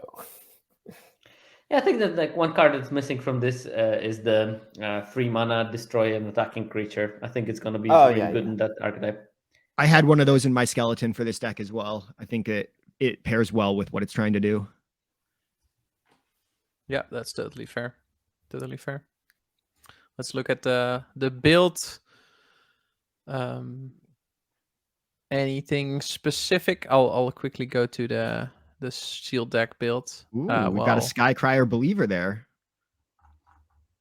Whose build is this? Not mine. Not Could be mine. mine. It has Yeah, it's uncommons got to in be it, so it can't be Sierkovitz. mine. Yeah. Let's bring it up, Pawel. Talk us through. What were your thoughts? Is it the same? Yeah, it is the same. Yeah, Because I it's had the to same, it slip is. out back because I somehow think that this card is pretty decent in the format. We can talk about that card for a sec. Facing out is pretty rough, right? I think that, like if you're racing in the sky and you have some synergies with counters, I think that the 1 mana card that put counters and protects your unblockable creature, basically, because we're talking about flyers or fish, is going to be pretty good. I know it's an uncommon, but I think it's not going to be uncommon that you're going to have a problem with the drafting if they are opened in your pod. And I think that you want to draft this kind of deck in the pod when those cards are going to basically wheel. But generally, I think that you want to put a bunch of flyers, protect yourself on the ground, which makes me think that like cards like Hold for Ransom and the thing that destroys the attacking creatures are going to be pretty good in there because that stops them from killing you, and then you can do whatever you care about doing.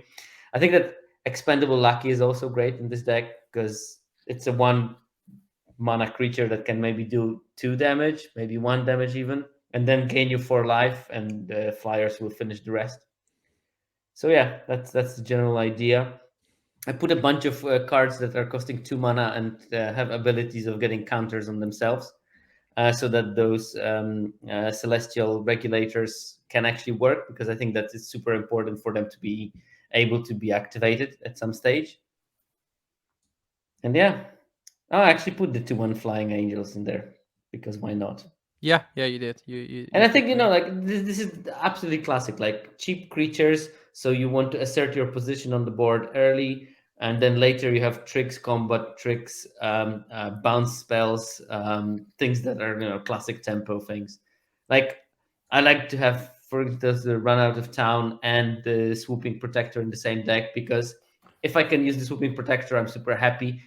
If there wouldn't be a situation where I can use it, I'd rather, Run Out of Town something at the end of their turn. So I have this like flexibility there. Yeah, This that's super is nice. one of those decks and archetypes that just really makes me excited for this format. It's kind of got like throwback vibes, or like Chaos Draft, where it's just like, we're just playing the good cards, attacking classic Magic. Like, this looks great. Yeah, no, I mean, that's the thing that you were talking during the break, that I think that I give you a skeleton. I'm not saying it's a definite skeleton. I'm actually quite convinced it's not the definite skeleton, because there is no such thing. I just give you one way of playing this deck, and I'm pretty sure that there's going to be at least 4 or 5 distinct versions of this deck, how you can play them, because you will be able to splash green into it. You will be able to splash black into it for different reasons without too much of a cost. You are going to be maybe able to play some kind of a more controlling version of this deck with maybe, this 1 mana 0/4s that can turn into 5/5s when the time has come for them to turn the corner and things like that. So I think that, Ikoria was special for me because this set, in every archetype, I had like a bunch of trophy decks that were very, very different from each other, even though they used same cards, but they had like small pockets of synergy here, larger overarching synergy focus somewhere else. And it was possible because the same archetype is servicing 2 different meta archetypes. So here I focused on the flyers, but I think that there can be a sort of like a white-blue connive deck that focuses on something else. Can we talk about Hold for Ransom for a sec? Because I think that card got way too much of a bad rep, in my opinion. I think it stinks. What do you guys? I think it stinks. So why does this stink outside of the fact that obviously casualty, blah blah blah? I mean, it's a strictly with pacifism, and Yeah, pacifism I think already is kind of Neo's fucking- Geo nailed it there. Like, I don't like pacifisms in general. I'm like definitely super low on them compared to most people. I know that's I don't like removal in general, so that's kind of my problem though. Same. Also, like, there's not as far as I will agree with it, I think that in specifically tempo flyers decks, removal like that is not bad, because the main point is you want to have it cheap, and it was the same with the what was the thing in Terros, the thing that you had to put like counters on it. Heliod's Punishment. Yeah, exactly. Ooh, okay, it was a decent card if you managed to present the clock at the same time as they were dealing with it, because your main object there is to remove something from killing you relatively cheaply and focus on sort of like playing this kind of shadow style archetype when your attacks are never going to be blocked, so you don't care about blockers or anything. Well, okay, so Heliod's Punishment, for one thing, both was an enchantment and an enchantment synergy set, and also lost all the abilities on the card too. I think like pacifism, like specifically pacifism, like we see here with Hold for Ransom, is good against like big creatures, right? Like your opponent has a dumb 5/5 or like a 3/3 flyer or something. There's not that many of those in this set. There's a lot of creatures that are like get some ETB value or like has an ability on board. And like, it's nice that you can attack and block with them. Like, they're creatures. They're great for attacking and blocking with. But also, that's not like the entire thing on the card. So when you play pacifism, I think you're likely going to be usually like already slightly down on that interaction. Like maybe you're a bit mana positive, but you're slightly card disadvantageous there, I think. Yeah, you kind of leave yourself open. Yeah, and add to that the fact that there's like, sacrifice synergies.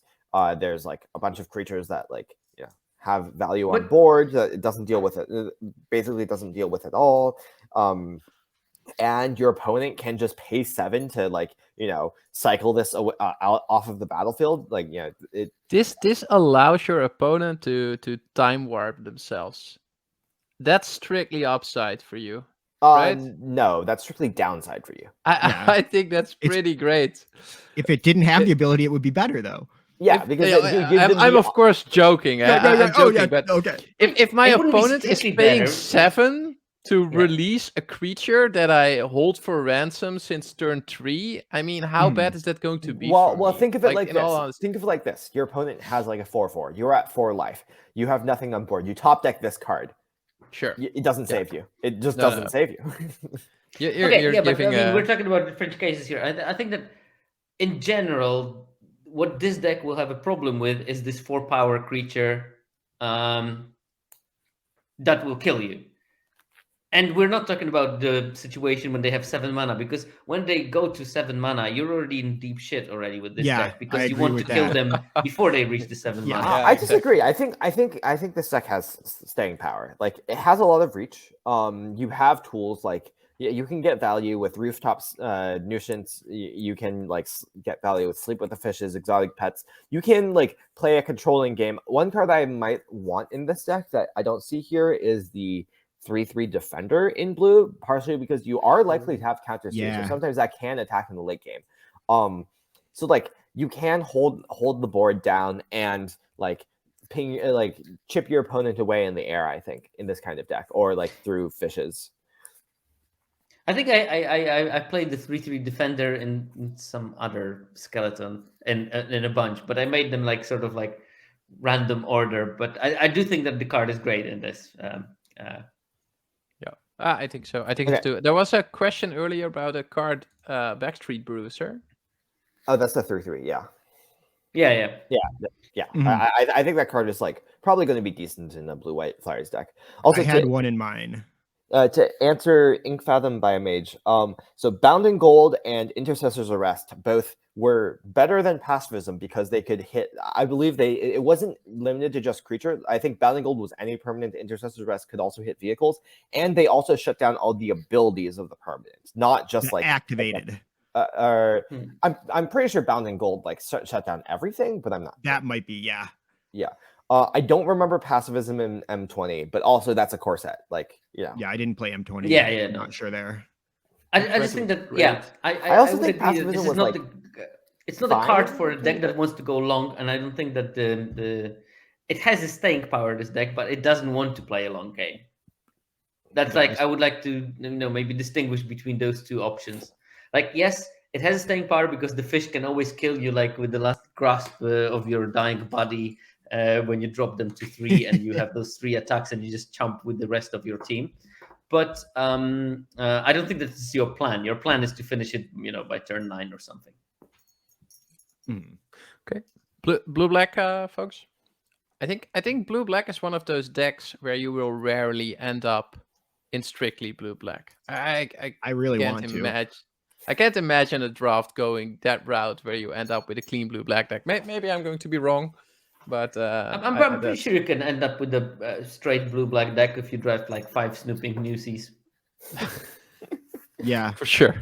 I mean, you're laughing, but I mean, it's not that unrealistic. People ended up with the decks with 5 Okiba Reckoner rates, which is a way better card. But didn't we do the math on the common sagas or whatnot? Like showing up more than regular Yeah, they commons? were slightly over. Yeah, got you with your own science. Oh, boom. I mean, it's Boom. not science. I just think that snooping newsie is going to have a much higher alpha, so you will see more of them in the draft. So you're more likely to end up with 5 of them. I think they'll be Makes great sense. in multiples. Yeah, exactly. I mean, I think that like the cycle of playing this, and then maybe the 3/3 flyer that becomes the 5/5 flyer very soon. That's going to be quite possible. And yeah, deal gone bad in those decks might be actually quite decent. Echo, we covered your question quite extensively earlier on, so we'll pass up on it now. We had a healthy discussion on that. Blue black. So my intuition is let's say you end up in something that is close to mono blue black. I think you're going to care about your graveyard. So we're going to care about self-mill. I already gave Deal Combat a bit more praise than you guys liked. Graveyard payoffs, obviously the gold cards, casualty, and especially in combination with control cards, I think Make Disappear might be a good card in this deck, and we were all pretty high on Rooftop Nuisance, if I'm not mistaken. Yeah, and obviously Lackey and Court Official already got quite some praise. I do like playing Make Disappear on the draw to counter your opponent's busted 3-drop. That sounds very good to me. Yeah, indeed. On the draw, you sound like a best of 3 player there. What's best of 3? Sometimes you're on the draw in best of 1. About half the time, in fact. Yeah. Yeah, but then you can't like predict when. Okay. I mean, that's my point. I mean, you know when you are on the player on the draw in best of 3, you are not guaranteed to be in there when you're playing best of 1. True, but yeah, I mean, I just think that people are more, since there's fewer, like it seems like there's not that many good 2-drops. People are more likely to be spending all their mana in a turn. Yeah, I think so too. So treasures make that more awkward, actually. Treasures do make that's a good call as well. Worse. Yeah, late game especially, it's hard to catch anything. Yeah, makes sense. Yeah, so draft archetype. Ooh. Again, not entirely sure who this is, but I do see. I think I built this one. Yeah, could be wrong. Yeah, double Newsy, double Lecky. I mean, it looks good, right? Double It's Court got Official, all my favorite cards in it. All the favorite cards. Doesn't have Fake Your Own Death. I know. I was too low on that before. Like, I didn't like look at anyone's decks or like really consume anything until like I looked at all the cards myself, and I've already realized I was way too low on Fake Your Own Death. Have you considered turn 5 Nightclubber faking its own death? No, I had not. See, that's another thing I hadn't thought of. So thank you for mentioning that. That's actually someone tweeted that on me when I was giving the removal data, and I was like, "Damn, that's good." And that's how my whole adventure of faking my own death started. But yeah, did you also consider that a lot of fun? Join the Maestros puts 2 cards of different CMC in your graveyard, most likely. That card does that's work an interesting towards thought. the. I hadn't thought of that.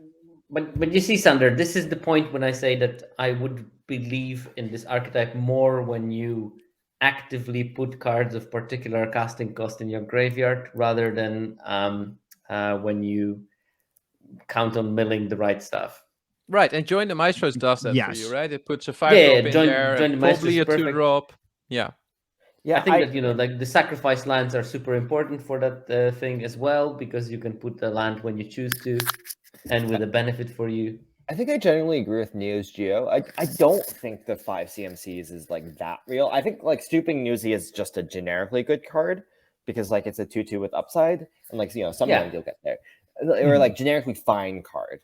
I don't really like the 4-mana 3/3 because I don't think a 4-mana 5/5 is like even that impactful. It's not going to be a 5/5 on turn 4, most likely. But 4-mana 5/5. Barely anything kills it in this format. I think that, like when you look at the previous formats, it might be more true. And I'm sure that in your decks, it's not going to be a threat for you because you will have those cheap pacifism that can eliminate it from the game very easily.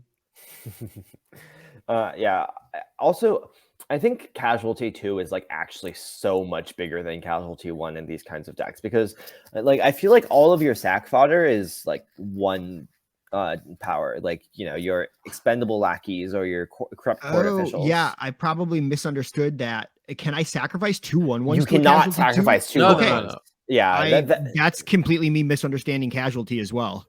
Yeah, it's really. I think it would be so much better if you could sack 2 1/1s to Casualty 2, but unfortunately you can't. You can fake your own death and then have Casualty 3.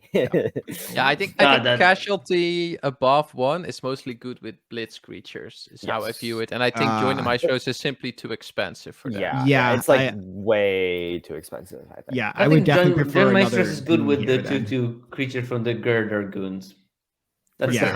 That's my thing to sacrifice for that. That's something thinking about this card. But Maestros just seems like a significantly worse Girder Goons pretty much all the time. Yeah. Join the Maestros is good on stuff your opponent pacifismed. That's fair. That's true. That's true. Yeah. But what if they Payback pacifism is your corrupt court official? They don't want to get hit by that one. What if we ninja it? Okay, my format broken, confirmed. Oh, this is my deck. Yeah, Sam. yeah. It's funny how I enthusiastic somehow we knew are that.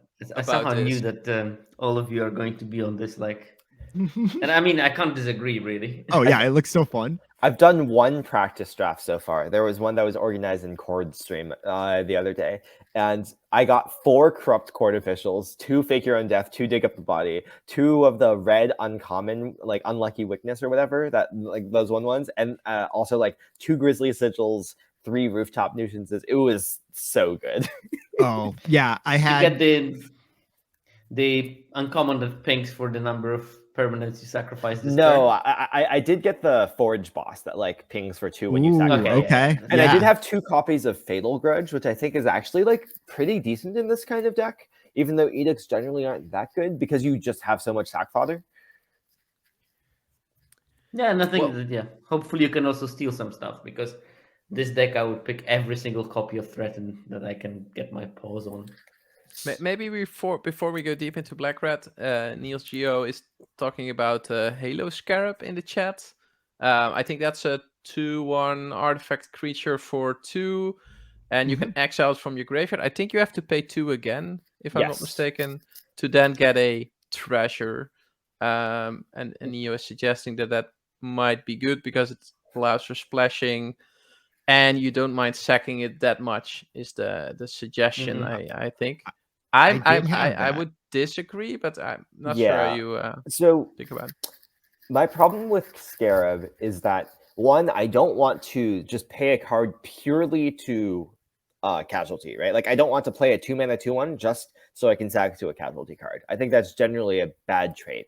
And I think paying 4 mana total to make a treasure and like trade off with something is like not a great trade. Like I wouldn't play a 4 mana 2/1 make a treasure. I would even like even if we're like 3 mana, that's like starting to be fine. Like Exhibition Magician, for example, but like I think it's just a bit below rate, is my thought. Let's And let's I say think there's a lot instead of of fixing. let's For say instead of me? exiling it from the graveyard for 2 and making a treasure, you could pay 2 when it leaves the battlefield and draw a card. Would it be better or worse? I mean, I don't like.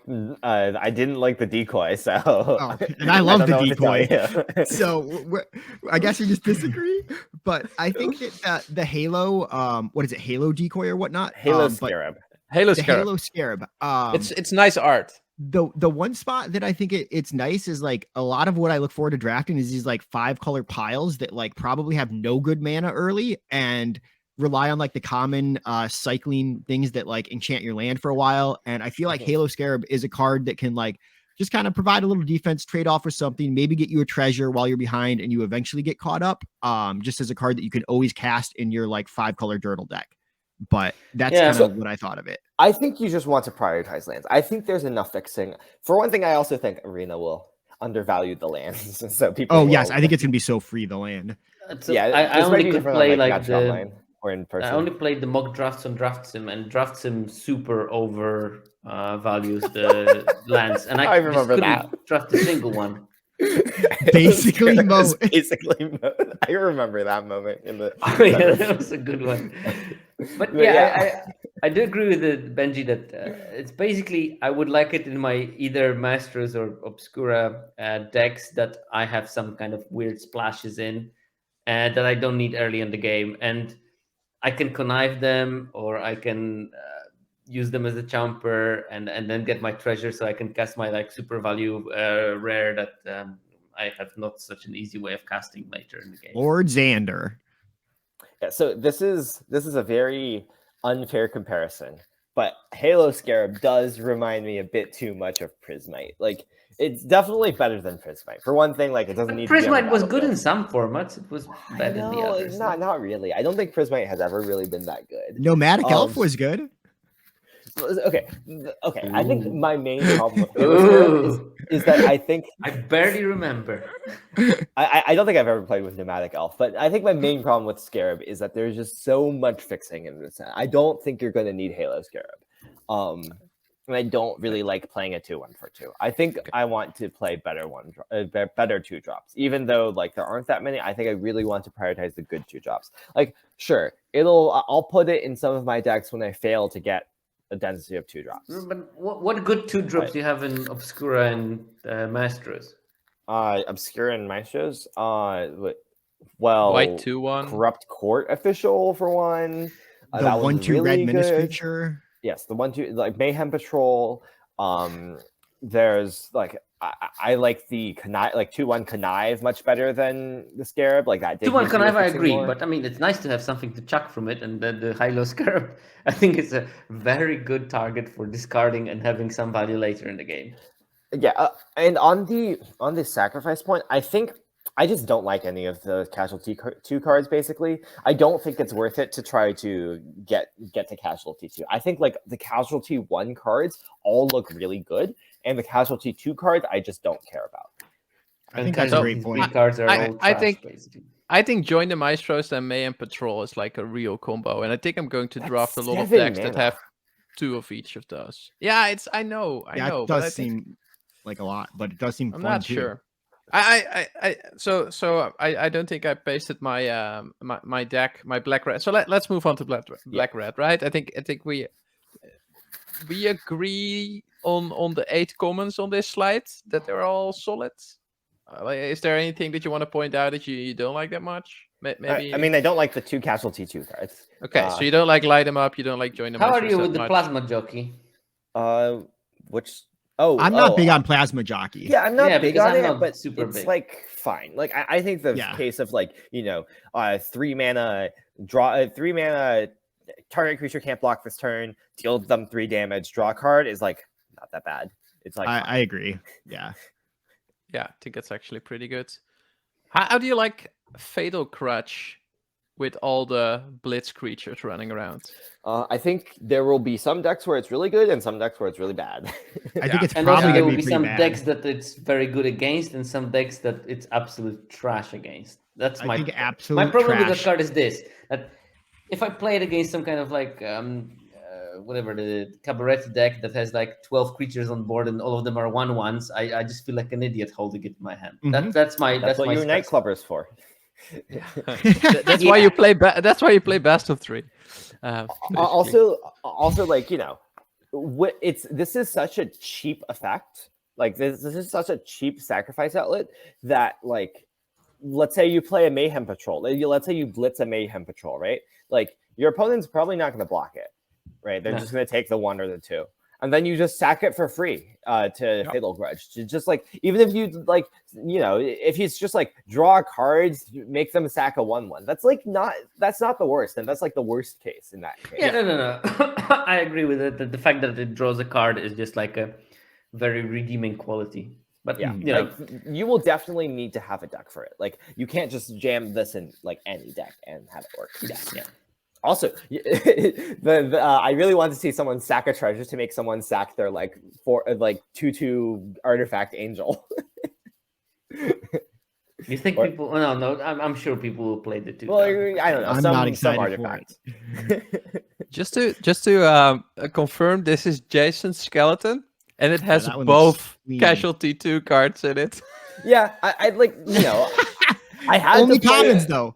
Yes, it's only commons, and I had to play them. The one card that I like with casualty 2 is Exhibition Magician. Yeah, because it's a 2/1, leaves a 1/1 behind. Mhm. Uh, That's a good I do point. like the Mayhem Patrol. I think that you can attack with it and then sacrifice it post attack. Yeah, as well. yeah, that one is Oh, that's fine a with good light point. them up. Like I think, Or, like if you yeah. have 2 Mayhem Patrols, 2 Exhibition Magicians, light them up starts being like fine. Also, like sometimes you just shock something for 2; it's not that bad. So I love this deck. It's basically the previous slide It's very clean. times 2 and then put in the deck. Yeah, but I it's- mean- I love it. I admit already instantly that I do think I severely underestimated Corrupt Court Official in my skeletons. But apart from that, and the weird antagonize that I'm sure that there is a good reason for it. Ooh, I couldn't looks even very find a much spot like for that in something my I would sign skeletons. both my paws under. Oh, I mean, I think antagonize mostly is just like a good, like, think of it like this, right? It's a split card, like 2 mana deal 4, because like if you have a bunch of blitz, your opponent's often not going to block your mayhem patrol. Like sometimes you just like surprise, you're dead. And also like it just wins the combat. Like 4+4+3 just wins the combat. And like I don't mind a single antagonize. I don't really want to. Like also sometimes you've played a mayhem patrol, right? Some of your creatures have menace, and like when you're attacking with a menace creature, like a big nice pump with spell menace. is like really nice. You get it up to a 5/5 menace. No. I mean, I get the point of including it. I'm just was curious about your rationale behind it. Yeah, maybe I shouldn't because I was just testing whether you were as smart as I was. Well, I mean, I didn't put one, so I mean. Yeah, I cut Probably mine, good so then. that shows how stupid I am. I'm joking. I don't know. I think it's a card that's like, you know, like it's like the 22nd card in this deck, where like Join the Maestro is like the 23rd. Yeah. Okay. Let's. Nice escape from putting those casualty 2 cards. Glad I'm not the only one who ended up with the Join the Maestros in there. I think every one of us ended up with one Join the Maestros in the deck. It's a good card, confirmed. Okay, let's move on. I don't know. Red green. I'm on the fence. I think this deck's gonna be bad. Yeah, I again had trouble with building red-green skeletons, which mostly means it's not going to be a deck in the format. What do you guys think? I think that red-green... I think that, I guess, red-green, like just red-green will not be as much of a deck. But I think red-green is a great shell for, like, 5-color nonsense. Because it have Jewel Thief and Big Score. Green, red, green, white for me are the 2 5-color shells, I think. I also like red-black. Oh, interesting. I will have to dive into that. That sounds great. Oh, and maybe even honestly green-black too. I think like the Jund space is like really nice 5-color stuff because you get Jewel Thief, Big Score, Fake Your Own Death, Exhibition Magician. Does anyone else like the Glittermonger or whatever that makes treasures? I was liking that for 5-color ideas. Is that like a? It's a 1/4 to make a treasure. I don't love that because it's 4 mana. If it were 3 mana, it would. I think it's serviceable. Yeah, but I will disagree with the rest of the team here. I think that the red green is going to be a strong combination, possibly with like very light splash of something else. But we have all, I'm sure, fallen into a trap of trying to be too cute with it, and it's just going to be like, yeah, let's just put like a bunch of Jetmid fixers, Jewel Thieves, and creatures, and then some burn spells, and then kill, and don't overthink it. And maybe that's the place where the antagonize, is that the 4/3 trick? Oh yeah, it is. I think if red green is a deck, you probably want 2 antagonizes in it. Yeah, exactly. I mean, and it's going to be like a dumb deck, and we try to make it too cute because we want to look smarter on the stream. But I'm pretty sure that in the end, it's going to be like a very, very simple aggro deck, like no cuteness, just cheap creatures and removal. Yeah, you pick up 3 Jewel Thieves, and then red turns out to be open, and you move in. That's enough. Yep. Right. But Pawel could win with a bunch of Akum Hellhounds and Zendikar Rising. So yeah, there you have. Kind of a green red whisperer. Okay, I'm glad there's no stimulus package in this deck. Oh, wait, is this my deck? Oh, I got one. I put one in. I put one in because why wouldn't you? I think stimulus package is kind of. It's probably bad. I don't know. Yeah, I know, but I mean, you want to make those cute skeletons, Like, right. Interesting there. I'm really curious how that card will perform, but my read on it is just bad. Yeah. I think you're right. I think it is just awful. But like, it gives you a lot to think about. But like most of the time, you probably want to treasure more than a 1/1. But either it's insane. But either it's insane or it's very bad, right? Can we agree on that at least? I mean, even I can't imagine where doesn't feel insane.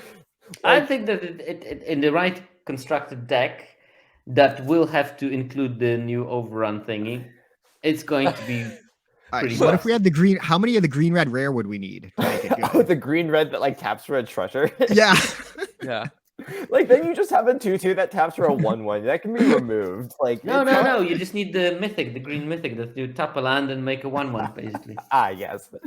Yeah. You pay 4 mana and another like 6 mana in order to tap your lands to make 1/1s. Great. Small format, it's fine. Jewel Thief will protect you until then.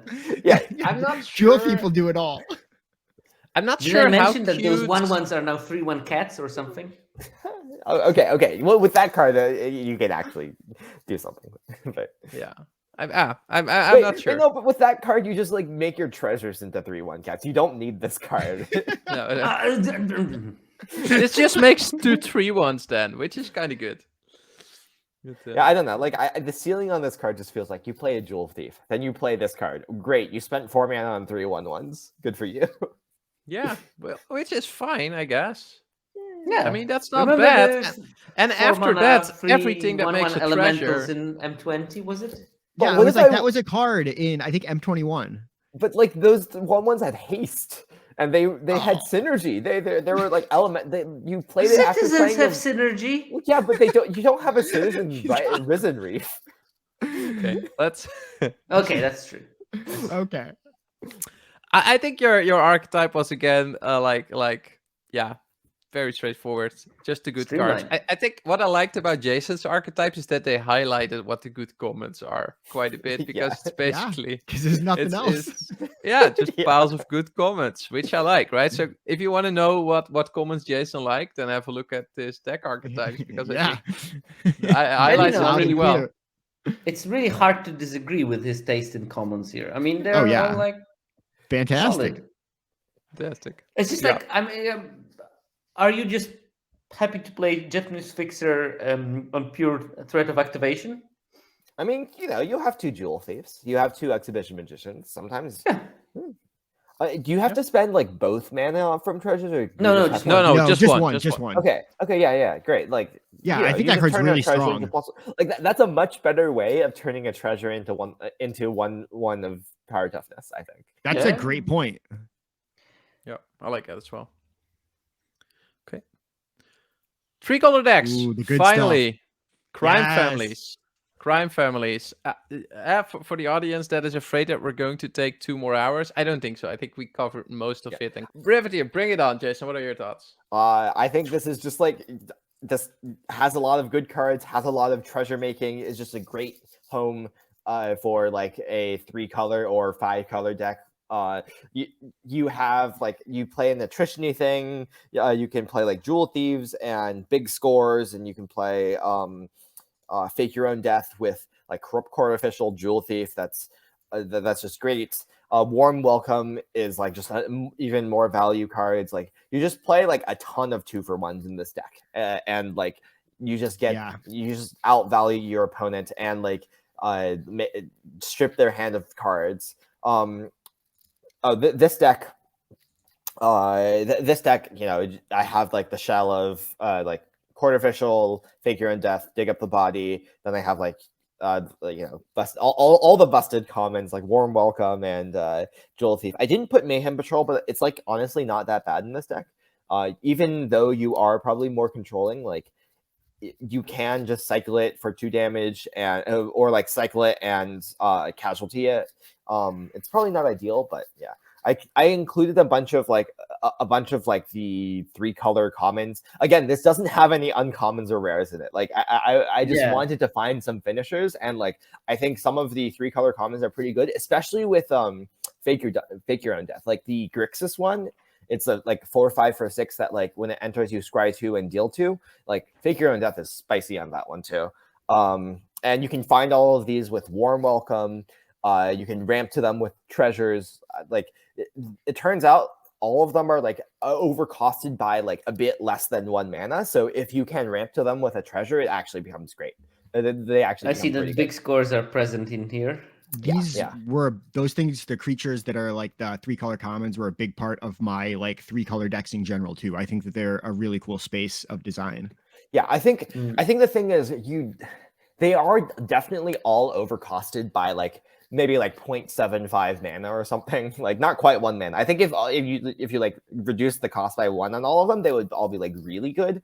But like But I mean, look at the Rakish Revelers. I mean, 5/3 and a 1/1 for 5 mana. That's pretty fine in my book. Yeah, they're fine. That's my favorite one, I think. Yeah, that one like gives you it's kind of awkward that like it trades down a lot, but also it like leaves a 1/1s, which I like. Like, you know, if they strangle it, you still have a 1/1.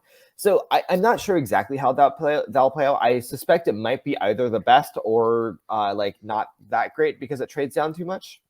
But yeah, just looking at your decks. So your top 3 green commons: Jewel Thief, Warm Welcome, and Kaldaya Strongarm.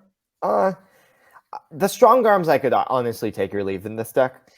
I know, but in every single deck you had 2 of those somehow. I had to fill it out with commons somehow, and like honestly, I think I should have put a Civic Gardener in this deck. I didn't quite realize how a few 2-drops I had. This deck could definitely use Civic Gardener. It also has 26 cards. Yeah, does this intentionally have Oh, 26? Oh no, this does not intentionally have 26. I didn't quite finish building this. I was like, I don't know no worries. I was looking at this for a while and I was like, why are we playing 26 here? Does it has to do with 6 gold commons here at the end or something? Really, this deck like should cut 2 like strong arms and like the light them up or something, and like maybe cut something else in order to. Wouldn't you just like cut 1 Rakish Revelers, 1 Glamorous Outlaws, and just like keep 4 of those big things? Yeah, maybe. Yeah. I could see that too. I don't know. I think you do want to have a bunch of top end since, like, you know, here. Yeah, but Strong Arm is also a good top end, but you can play it in an emergency mode for 4 mana to draw into something else. No, it's like. I don't love strong. I like the multicolor ones more than strong armor here. I think like I'm not gonna have. This is not a deck that's always gonna have a creature on turn 4, right? Like I don't have that many 2-drops, and sometimes your 3-drop gets removed. Like you play maybe your first, like you exile a thing, then your first play is a Jewel Thief. Yeah, this stuff. Okay, another thing this deck could definitely use is more 2-drops. I think. Yeah, I think so too. One thing I really noted. Can you jump into my version? I just wanted to see something. Sure. While we're doing that, I just wanted to say that I noticed almost all of the great commons cost 3 mana, and like I was constantly like very much bloated at the 3 slot and like looking for 2s in a lot of my builds. Yep. Agree. Which is why I like, Mayhem Patrol that much. Yeah, because I went completely different like path. I mean, I basically went full ham on the Blitz synergies, and then Blitz together with Fake Your Own Death, obviously. Because I included your build in the slide, I think, because it was way closer to how I interpreted it as well, like a red-black base, and then include some strong green cards. I think that's how you built this skeleton as well, right? It's just. But I mean, I think that we will be able to draft all versions. It's just like a different philosophy behind the build rather than anything. And I think if you have the red-black base, you can go more this aggressive, use all the blitz cards route. Yeah. Well, if you have an other base like red-green, for example, I think that's way less likely to come together. Because I think you want to be able to play Body Dropper on turn 2 if you want to play the Blitz synergies. That's basically the only reason there. I think a lot of this also depends on like what your 2-drops are. Like a lot of the 3-drops are just like generically good. Like you just want them and everything. And while your 2-drops are like, okay, if you're aggressive, you want like Body Dropper, Mayhem Patrol. If you're not aggressive, like obviously you still want Corrupt Court Official everywhere, I think. But like Corrupt Court Official gets better in non-aggressive shells. Civic Gardener is like can play non-aggressively as well. Like it does depend a lot on what your 2-drops are, I think. And honestly, I would just be fine just having like 4 Corrupt Court Officials as my 2-drops. I really think that's hard. Oh yeah. Okay, maybe I won't go that far. But it's funny that you are so high on those Civic. What is it? Civic Gardener. Civic Gardener.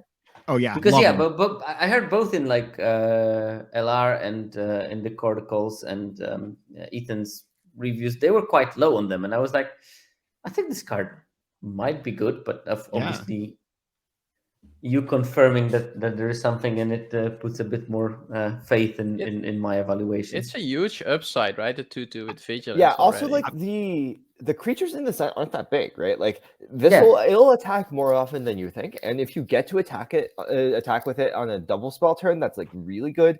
And also just like in these multicolor decks, it gets even better because it lets you play your second, like you play a tap line on turn 1, you play an untap land on turn 2, plays Gardener. Then on turn 3, you get to play another tap land and untap it with Gardener to play your 3-drop.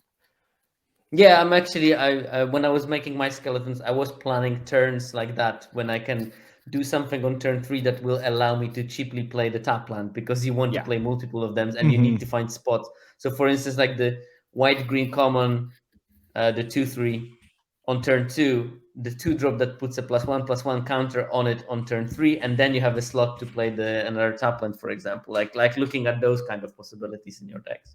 Yeah, like I think Sigvik Gardener will get better in higher color decks because how strong untapping a tap land is on turn 3. Yeah, like even now in Kamigawa, when you played some of those multicolor decks and you were like, I have 2 blue spells, but I can only play one of them because I only have 1 island. I mean, it's a French situation, but it will come to, I think, more frequently to play in this set. Yeah. Oh, another thing about like land counts in this set, I think you just really, really want to hit your 3rd land. Like you never want to miss your 3rd land. You always want to have because like there's so many good 3-drops and so many like, you know, Jewel Thief or like Exhibition Magician also like make a treasure. So that also leans me towards playing more lands. And it can be a bit scary if you like, you know, have a bunch of tap lands and you can't play a 3-drop on 3. So I don't know. That'll be that's also my feeling that when I was putting the skeletons together, that this is going to be 3-drop the format, and also not only because the 3-drops in common are good, but because so many of the 3-color cards naturally have to cost 3 mana. So they probably dropped slightly the power of 2-drops because they don't want the 2-drops to outshine those sparkly 3-color cards. This is kind of like in like cons where they like, you know, morph costs 3 mana. So like, you know, they expect people to start on 3 more than on 2. For sure. Yeah, so let's dive into Cabaretti. I interpret this deck as green-white with some red payoffs for going white, or red cards that support going white. That's how I judge this family mostly. Does that like align with your impressions of what it does? So I will mostly play this family green-white base, I think, and then add red to it. That was funny what my build was like. I basically started the whole skeleton building with Cabaretti, and it's the only one I didn't build. And it's not that I don't know about it. It's just like I ran out of time yesterday and I just didn't build it. I have a good impression, and I agree with you. It's going to be, you know, more mozzarella and basil than tomato sauce in this case, which is atrocious in my opinion. But agree. I think the fact that one of the best red commons in the form of Magician makes a citizen, plus the fact that one of the best red uncommons in the form of Soloist is a citizen, I totally like that. I think the official name is Rusty Trombonist. Rusty Trombonist. Makes sense. Oh, this had to be my deck. Yeah. Oh, maybe not. You're the only one that built it. No, I think I also built it, and it's super close. But go ahead. Oh no, this isn't mine, I don't think. But yeah, I'll bring up yours. Let me bring up yours. Yeah. Okay. Yeah. But I think I built mine as like a 5-color deck, kind of like how Jason had built it with like a lot of the different splashes and stuff. Oh yes, you did. Because you did. I thought that one of the really interesting things was that it was just such a great platform to like make treasures, draw cards, have all those value 3-drops. And so one of the things that I thought was really interesting is this 3X uncommon, the 3/1 that tutors up a creature. I like the idea of like getting like the off-color Lagrella and stuff like that, and kind of like having like 2 creatures and like removing one of theirs all for 6 mana and like just getting like crazy kind of value and stuff. And I feel like Warm Welcome is another card that just really sets you up to find like your bomb rares from everywhere and just cast them because you have so many different treasure makers and value cards that you can just play a bigger game than almost any of the other decks. So that's how I ended up here. Yeah, looks cool. It's funny that this was the problem that I was encountering when I was building the skeleton, that I do like the Citizen's Crowbar and I do like Courier's Briefcase, but they don't play very well with Warm Welcome at the same time. Oh, that's true.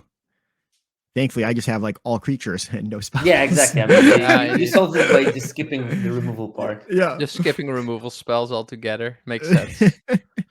Yeah. I like this. It's a different interpretation. I think mine is more the Go what it should ham. be. yeah what I was talking on about, white. just the Yeah. full on go white with more I think 1 that, and you know, 2s. like, I if you're think. gonna What do you start think this of these deck with, 1-drops? But sorry, go ahead, Pawel, and then we can touch on the 1-drops. No, I think that if you have like just start 2 Civil Servants and 2 backup agents, you can't go wrong with this deck. Yeah, I think so too. I think that like turn 2 Civil Servant into turn 3 backup agent is going to be backbreaking for almost anyone, because you just basically slam 4 with a 4/4 lifelinker on turn 3. Mhm. Yeah, it's going to be good. What do you think of the 1-drops?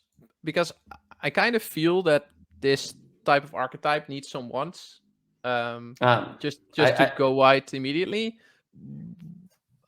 I think I'm higher on Initiate. Sorry, they both called Initiate.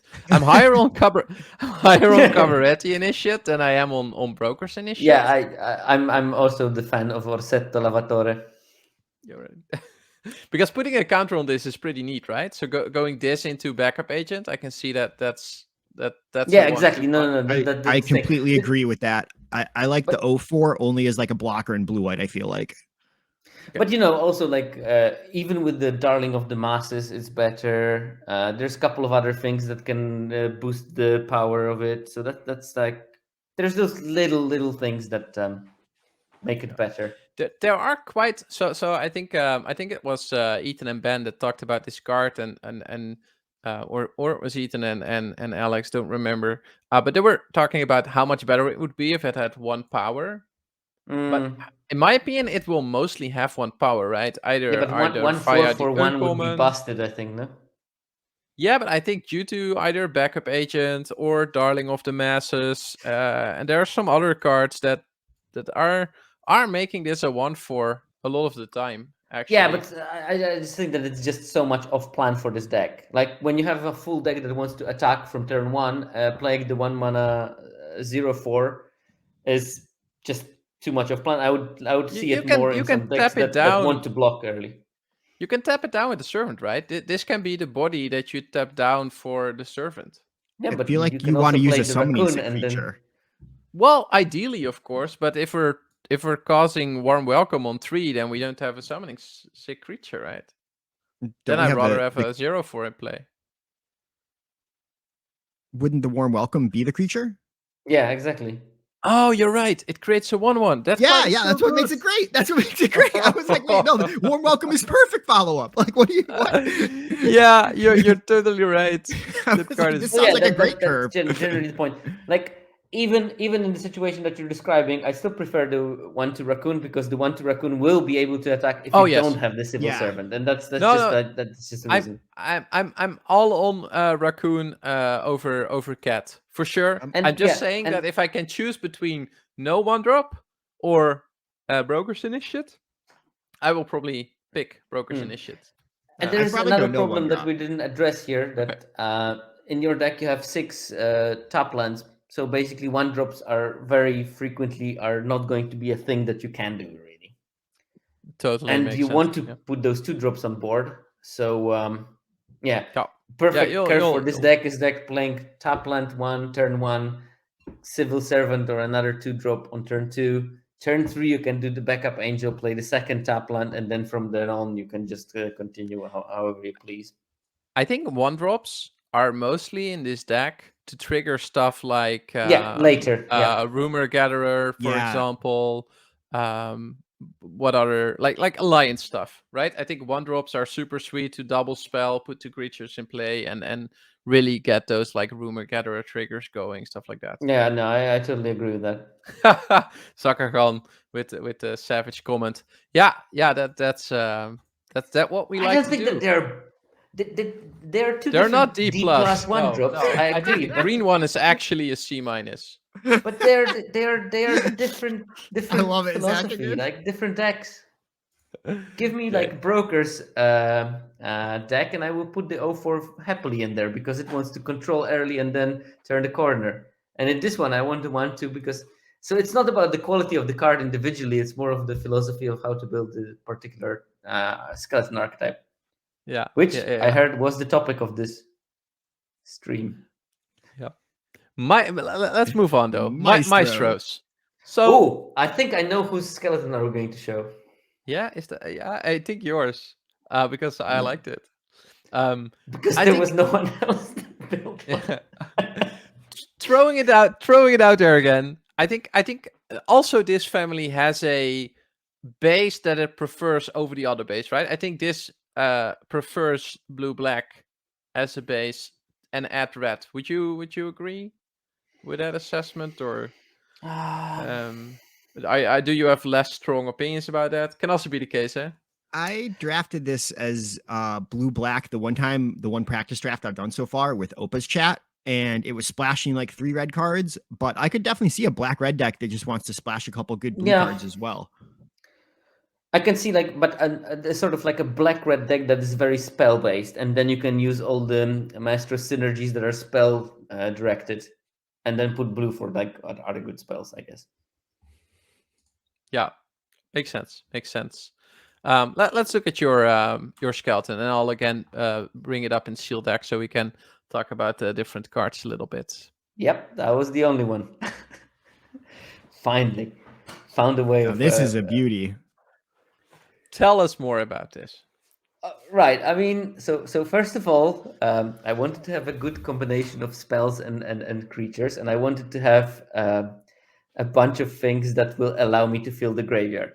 So we go from things like Expendable Lackey that fills the graveyard by basically chumping, to Hypnotic Grifter that I can choose the spot when I want to connive, and I think that this card is pretty powerful actually. Because for 3 mana, I can choose to discard something, make my creature bigger, and loot out something that I want to put in my graveyard to get those synergies. I have a couple of the newsies so that I can get those 5 different casting cost synergies. As you can see, I have a wide range of things that I will have for different casting costs. I have like 3 1-drops, 3 2-drops, 5 3-drops because it's a 3-drop format, then some 4-drops, and I go up to like 6 with the Sewer Crocodile, which is either something that I will be happily conniving to the graveyard, or something that I will be happily abusing the connive synergies. So that was the whole idea of those things. That in each of the casting cost, I put something that is very easy to put in the graveyard, like Grisly Sigil at 1-drop. I can easily cast it. This one I can cast it very easily whenever I wanted. The Tainted Indulgence. Run Out of Town for me is like a super easy way of getting 4 casting cost card in your graveyard and gaining tempo that allows you to build into this synergy and getting some kind of value out of it. I also put like a bunch of random creatures that are also vampires, because as my rare, I chose the Evelyn the Covetous, which allows me to like draw extra cards and tap into the mana values from my opponent's deck as well. So yeah, that's like, it's sort of like, it's not aggressive at all. It's, I guess, mid-range, because it's not a control either. So I guess it's like, you can call it a mid-range card deck. Yeah, I With think some for a kind of, limited like- deck, this is pretty controlly, right? You run a couple of removal spells, you run a draw spell, you run a bounce spell. It's for a limited possibly. deck. This is mid-range towards tempo, let's call it. mid-range tempo. No, I like it. I like how Grifter gives everything cycling 3, right? I think that's. Yeah. I think Yeah, this no, card I is think that pretty this good. card is going to be a pretty good uncommon if you're playing these kind of decks. Yeah, Because I think that if you use it decks. once and it gets to a 3 toughness, it's actually quite hard to kill. And spending 3 mana on looting and giving a +1/+1 counter whenever, for example, if you don't have a target for your instant that you can play at the end of your turn, that's like a good bet hedging for you never to waste mana. If you do have 3 mana to spend on looting, though, you are probably pretty likely to be discarding a land instead of a spell, I would think. But it definitely... Yeah, but I mean, I can keep my turn and wait with the run out of town. I don't see like a good target for run out of town. I'll just loot anything instead of that. Yeah, that kind of stuff. And nice. so this is the like my basic philosophy of those decks that have any kind of conniving. And here it's maybe like less pronounced or anything, but I think the big score is an important card because if you connive spells to get the extra counters, you're ending up with too many lands, and big score is the way of chucking the land, drawing some gas, and then also ramping yourself into those like super glamorous plays, kind of finishing. I think that Sewer Crocodile is actually not a bad card because it's almost invincible except for murder. Yeah, makes sense. Okay. I like this. Josh also mentioned Corpse Appraiser. I think that is indeed one of the better uncommons in the set. Yeah, no, of course. Oh, it looks great. The only thing I have a problem with is that probably it's like a turn 5 play because you won't be having creatures in your graveyard super early. That's agree. Yeah, it depends, right? If you play enough newsies and don't touch my newsie. You might. NCAA is also a Maestro's disliker. Who could blame him? Seems like everyone's low on it now. No, that I think it was a very hard one to build for me, and I don't believe that it's like the strongest archetype, but I think that there are interesting builds in there somewhere. For sure. Okay, let's touch on Obscura. I think I built a skeleton. I'll quickly bring it up.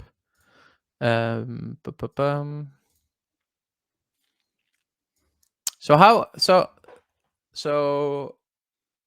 I think Obscura was defined by Wizards, by Mark Rosewater, as the more controlly archetype. And I when I tried to build it like this, I think I would agree. I think this can outvalue a lot of decks in the format. I think there's a lot of value to be gained with different cards. I think Quizai is very good, and I think there are a lot of cards in this archetype that scale very well towards the late game. Stuff like Infiltrator, stuff like Speakeasy Server. Just overall a deck that wants to go a little bit later, I would say. And I think outvalues. those also like one of those archetypes when you get those undervalued relatively. I mean, every single piece of removal on Arena is overvalued by the general population, but there are a couple of those undervalued that you might get into those decks, and they will be actually quite good, like the thing that kills the attacker, for example. Yeah. If you build it in a sort of like this version, which is the sort of like a value oriented. Yeah. Did any of you two took a different approach to this archetype? I think you might find my approach slightly different. Oh, I didn't realize I built this deck. You did. Oh. Yeah, this was interesting, Sierko. I think you took. I saw this and I was like, I'm in good company. This is how I would build the deck. Yeah. Did you click a couple of times? So there is like, this is not something I would recommend anyone to play. But given the task of building Obscura archetype, I said, okay, Obscura is conniving. I want to put all the conniving creatures. But if I connive, I want to get the value from conniving. So I want to get those +1/+1 counters. If I do that, I'm going to end up with like a bunch of cards in my graveyard. And I can either, tap into those black-blue synergy things. So I discard them to get the +2/+2 on some kind of menial creature that no one cares about. Or I can try to build it so I can actually benefit maximum from Rogue's Gallery, which is this weirdly worded spell that you return one creature from your graveyard for each color. So Ooh, I like that basically what I card. did is I peppered in like quality monocolored creatures into the deck rather than focusing on the multicolored ones. And basically, because I have so much connive, I can always discard them without too much regret. And at some stage, because I go through so many cards, if I have Rogue's Gallery or 2 of them, I can play it as a 3-mana draw 4 or draw 5 if I'm super lucky. Because I have like a white card, a blue card, a black card, a green card, and a red card in my graveyard. Now, the other part of this deck is that I will have a bunch of cards with different casting costs because I can select it when I'm conniving. So I would put like this mini synergy package with the Dusk Mangler and Graveyard Shift. So Dusk Mangler is super good when you reanimate it, because if you cast it, you have to pay the extra cost. If you reanimate it, you don't pay the extra cost, and it's actually a busted card. Plus, I assume that if I want to connive like 75% using spells rather than lands, I'm going to end up flooded. So I put big scores as a way of discarding the lands and drawing into action. And that's basically the plan of the deck. Now, again, this is a super in car industry, this is more like a concept that will never go on the road. But this just like shows you how I think about this skeleton before I played a single game of the format, which probably means it's absolutely and also I think that this deck can easily win just by playing Fairy Vandal on turn 2 and then just conniving till the end of the game and just like making it a Mahamoti Jin. And Biomates in chat was bringing up a bit sarcastically, at least that's how I'm reading the comment, splashing for medium common 5s. But I think you're not splashing here. You are playing a green card to make Rogue's Gallery better, right? That's and different. I'm not splashing for it. I mean, I'm not like aggressively splashing. And also keep in mind, chat, that I'm splashing those commons because my skeleton rules disallowed me to pick good rares. In real life, if I'm trying to do something like that, damn, I'm going to pick rares from other packs when I see them going pick 2, pick 3 in a draft. And then it's going to be super good. It's just like to showcase that I want those couple of weirdly put in mono creatures. Trickled in. Exactly. Yeah. And also, I mean, I picked them not only based on the color, but also on the casting costs. So I fill in the curve in a way that I can get those 5 cards in my graveyard synergies, because I thought it would be important for some reasons. Of note, Rogue's Gallery can return multicolor creatures as well, right? Yeah, but I mean, the point is, like, if I return a 3-color creature, it counts as 1 green, 1 red, and 1 black. Yeah. Oh, I see. Okay, yeah. I think that is, at least that's how it works. But cool. So I want to get 5 cards from it. I'm greedy, and that's why I focus on monocolored creatures. Let me check if I'm understanding this correctly. So let's assume we have 3 Obscura cards in the graveyard.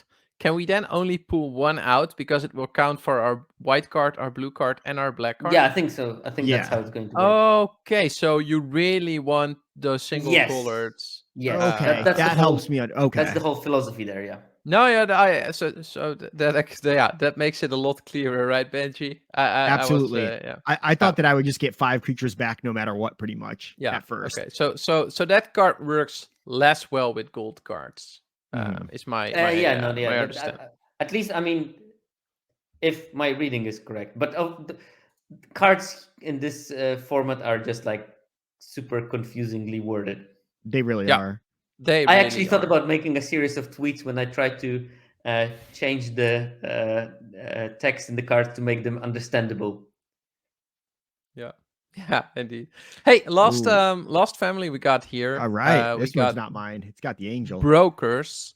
Let's just dive into one of ours, because this might be Jason's one. Let me check. Oh no, it must be one of yours. Yeah. Let's dive into Jordan ones first. Okay. This is probably another 5-color deck. I could be wrong. You tell us a bit about your interpretation of brokers here. I'm going to take the lands off screen so that we can at least see the spells. So my thought on brokers was that it would just be like a giant like mid-range and fatties deck. I have almost no 2-drops. I think it can really support like a 3-color to 5-color kind of thing going on. And so I'm just playing the good cards of all the colors. 2 of the things that I was focusing on this one were like the defensive aspects of the what is that, right of the saw or high speed, high rip sawjack or whatnot, the 2/3 reach, and then the 1/4 that makes treasures. And just kind of sitting on those creatures. You'll see like a random 5-drop like removal spell that was just kind of a placeholder for the fact that like if I want something, I want it to be able to remove like pretty much anything. Like I don't want like a deal 2 damage in that removal spot. And then there's like a Maestro's Charm, which is like, you know, that could be like any of the charms, just kind of like when you're building this deck, you really want to like, for me at least, like this is like one of the 5-color like bases, and I'm just trying to like stay in green primarily, focus on treasure, and just be able to play any good cards that get passed to me. So I've got a lot of mediocre cards that hopefully would be rares, kind of like some of Pawel's archetypes as well. Yeah, I like that. Yeah, Buyer Silence, right? Another card that probably I think it's going to be better than people give it, because I mean, there's it's your bomb insurance. You don't want to use it on any common or uncommon, basically. You just want to keep it for that bomby rare that will hit, that you won't be able to kill in any other way, and you don't care at that stage if you give them a treasure, because they can just shaft it. That bomby rare that your opponent put a shield counter on, and now it's undealable with, and this card solves that problem. And there's a Halo Scarab. Every single problem. It solves every single problem that you can have in this format, really. There's a Halo Scarab. There we go. A rare sighting. It's just because he wants to play Rocco Cabaretti, caterer for 5. You know it. Yeah, so you need a 2-drop, basically, is what you're saying. People on Arena don't hold removal. That is correct, Josh. Yeah. Unless we're playing each other on the best of 3 ladder, right? At that point, people are holding removal spells. Okay, boomers. Okay, boomers. Quickly diving into Tajoordan's. I mean, in Pawel's. I'm sorry.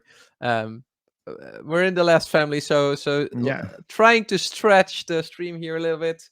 Pawel, talk us through this. So basically, what I did here was I drafted something on Draft Sim, and it was basically this, but I had 2 Jadas, and I thought that would be interesting to make an Angel Tribal, and that's actually possible to do something with it. So I have like Jada, 2 Overseers, 2 of the Celestial Regulators. I even put the 4-mana Angel. So basically, I have like this package of Angel Tribal. Yeah. Nice. Plus, so you basically build around Outbound to Rare. Yeah, I like fun. It looks like a really fun deck. Yeah, you could end up here. Plus, I thought because this deck will have a problem of dying to something on the ground, I put a couple of Backstreet Boys Backstreet Boys. I'm always calling them Backstreet Boys now.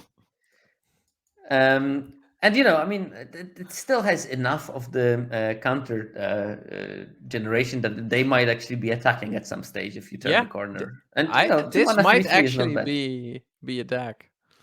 Well, I like that. Backstreet Bruiser and Kaldaya Strongarm putting 2 counters on it and swinging for 5 instantly. That's the way. Yeah. Ooh, Yeah, looks cool. Nice. Yeah. So that and was you see, I have like Kill Shot and then a couple of those removals that are going to be underused in hopefully underused. That you're probably getting on the wheel. Yeah, so we covered all the 5 the 5 different colors of Magic. We covered the 5 what they're called again? Neighborhood decks. It's something like that. Neighborhood color pairs. No, I'm missing a word here. Allied color pairs. Thank you. And we covered all the 5 families. Yeah, I think. Yeah, I want to draft basically. Yeah, I'm way more set up now than before. Y'all have clarified so many things for me. I realized I was way too low on a couple cards, or at least think I am, and I'm really excited. I'm also excited about my cat producing a furball next to me. Oh yes. If you wonder what that noise is. I've lived with cats. In the microphone. Great. Interesting. Yeah, thanks so much to everyone in the chat. Super enjoyed the interaction. I think using StreamYard for this was also super solid because we could I like really like highlight some of the StreamYard. messages and respond to those. We should probably thank Uncle Cardboard for that because that's his idea. Nice. Thank you, Uncle Cardboard. Thank you, Uncle. Yeah, thanks so much, everyone. Pawel, Benji, where can people find you? Yeah. So I am Tajoordan. You can find me at Twitter and Twitch.com/Tajoordan, just like the username on the screen and everything like that.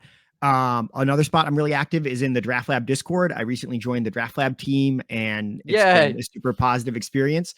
And we always talk Magic there. And between those 3 spots, that's it for me for Magic stuff primarily. Nice. Pawel? Right. You can find me probably in a lot of places. I'm sort of journeyman podcast guest on whichever podcast will have me, which is surprisingly some. But I also run my data seminars, normally on Thursdays, but today I'm here, so clearly there is no seminar. And I put them as a podcast. I put them as a YouTube thing, and it's awful. I can't promote myself. Thank you very much for. Don't click on anything I have. Just like Sierkovitz is everything. Sierkovitz avoid it as a plague. Thanks, Pawel. You're great, and you too, Benji. Thanks for being on. Thank you so much.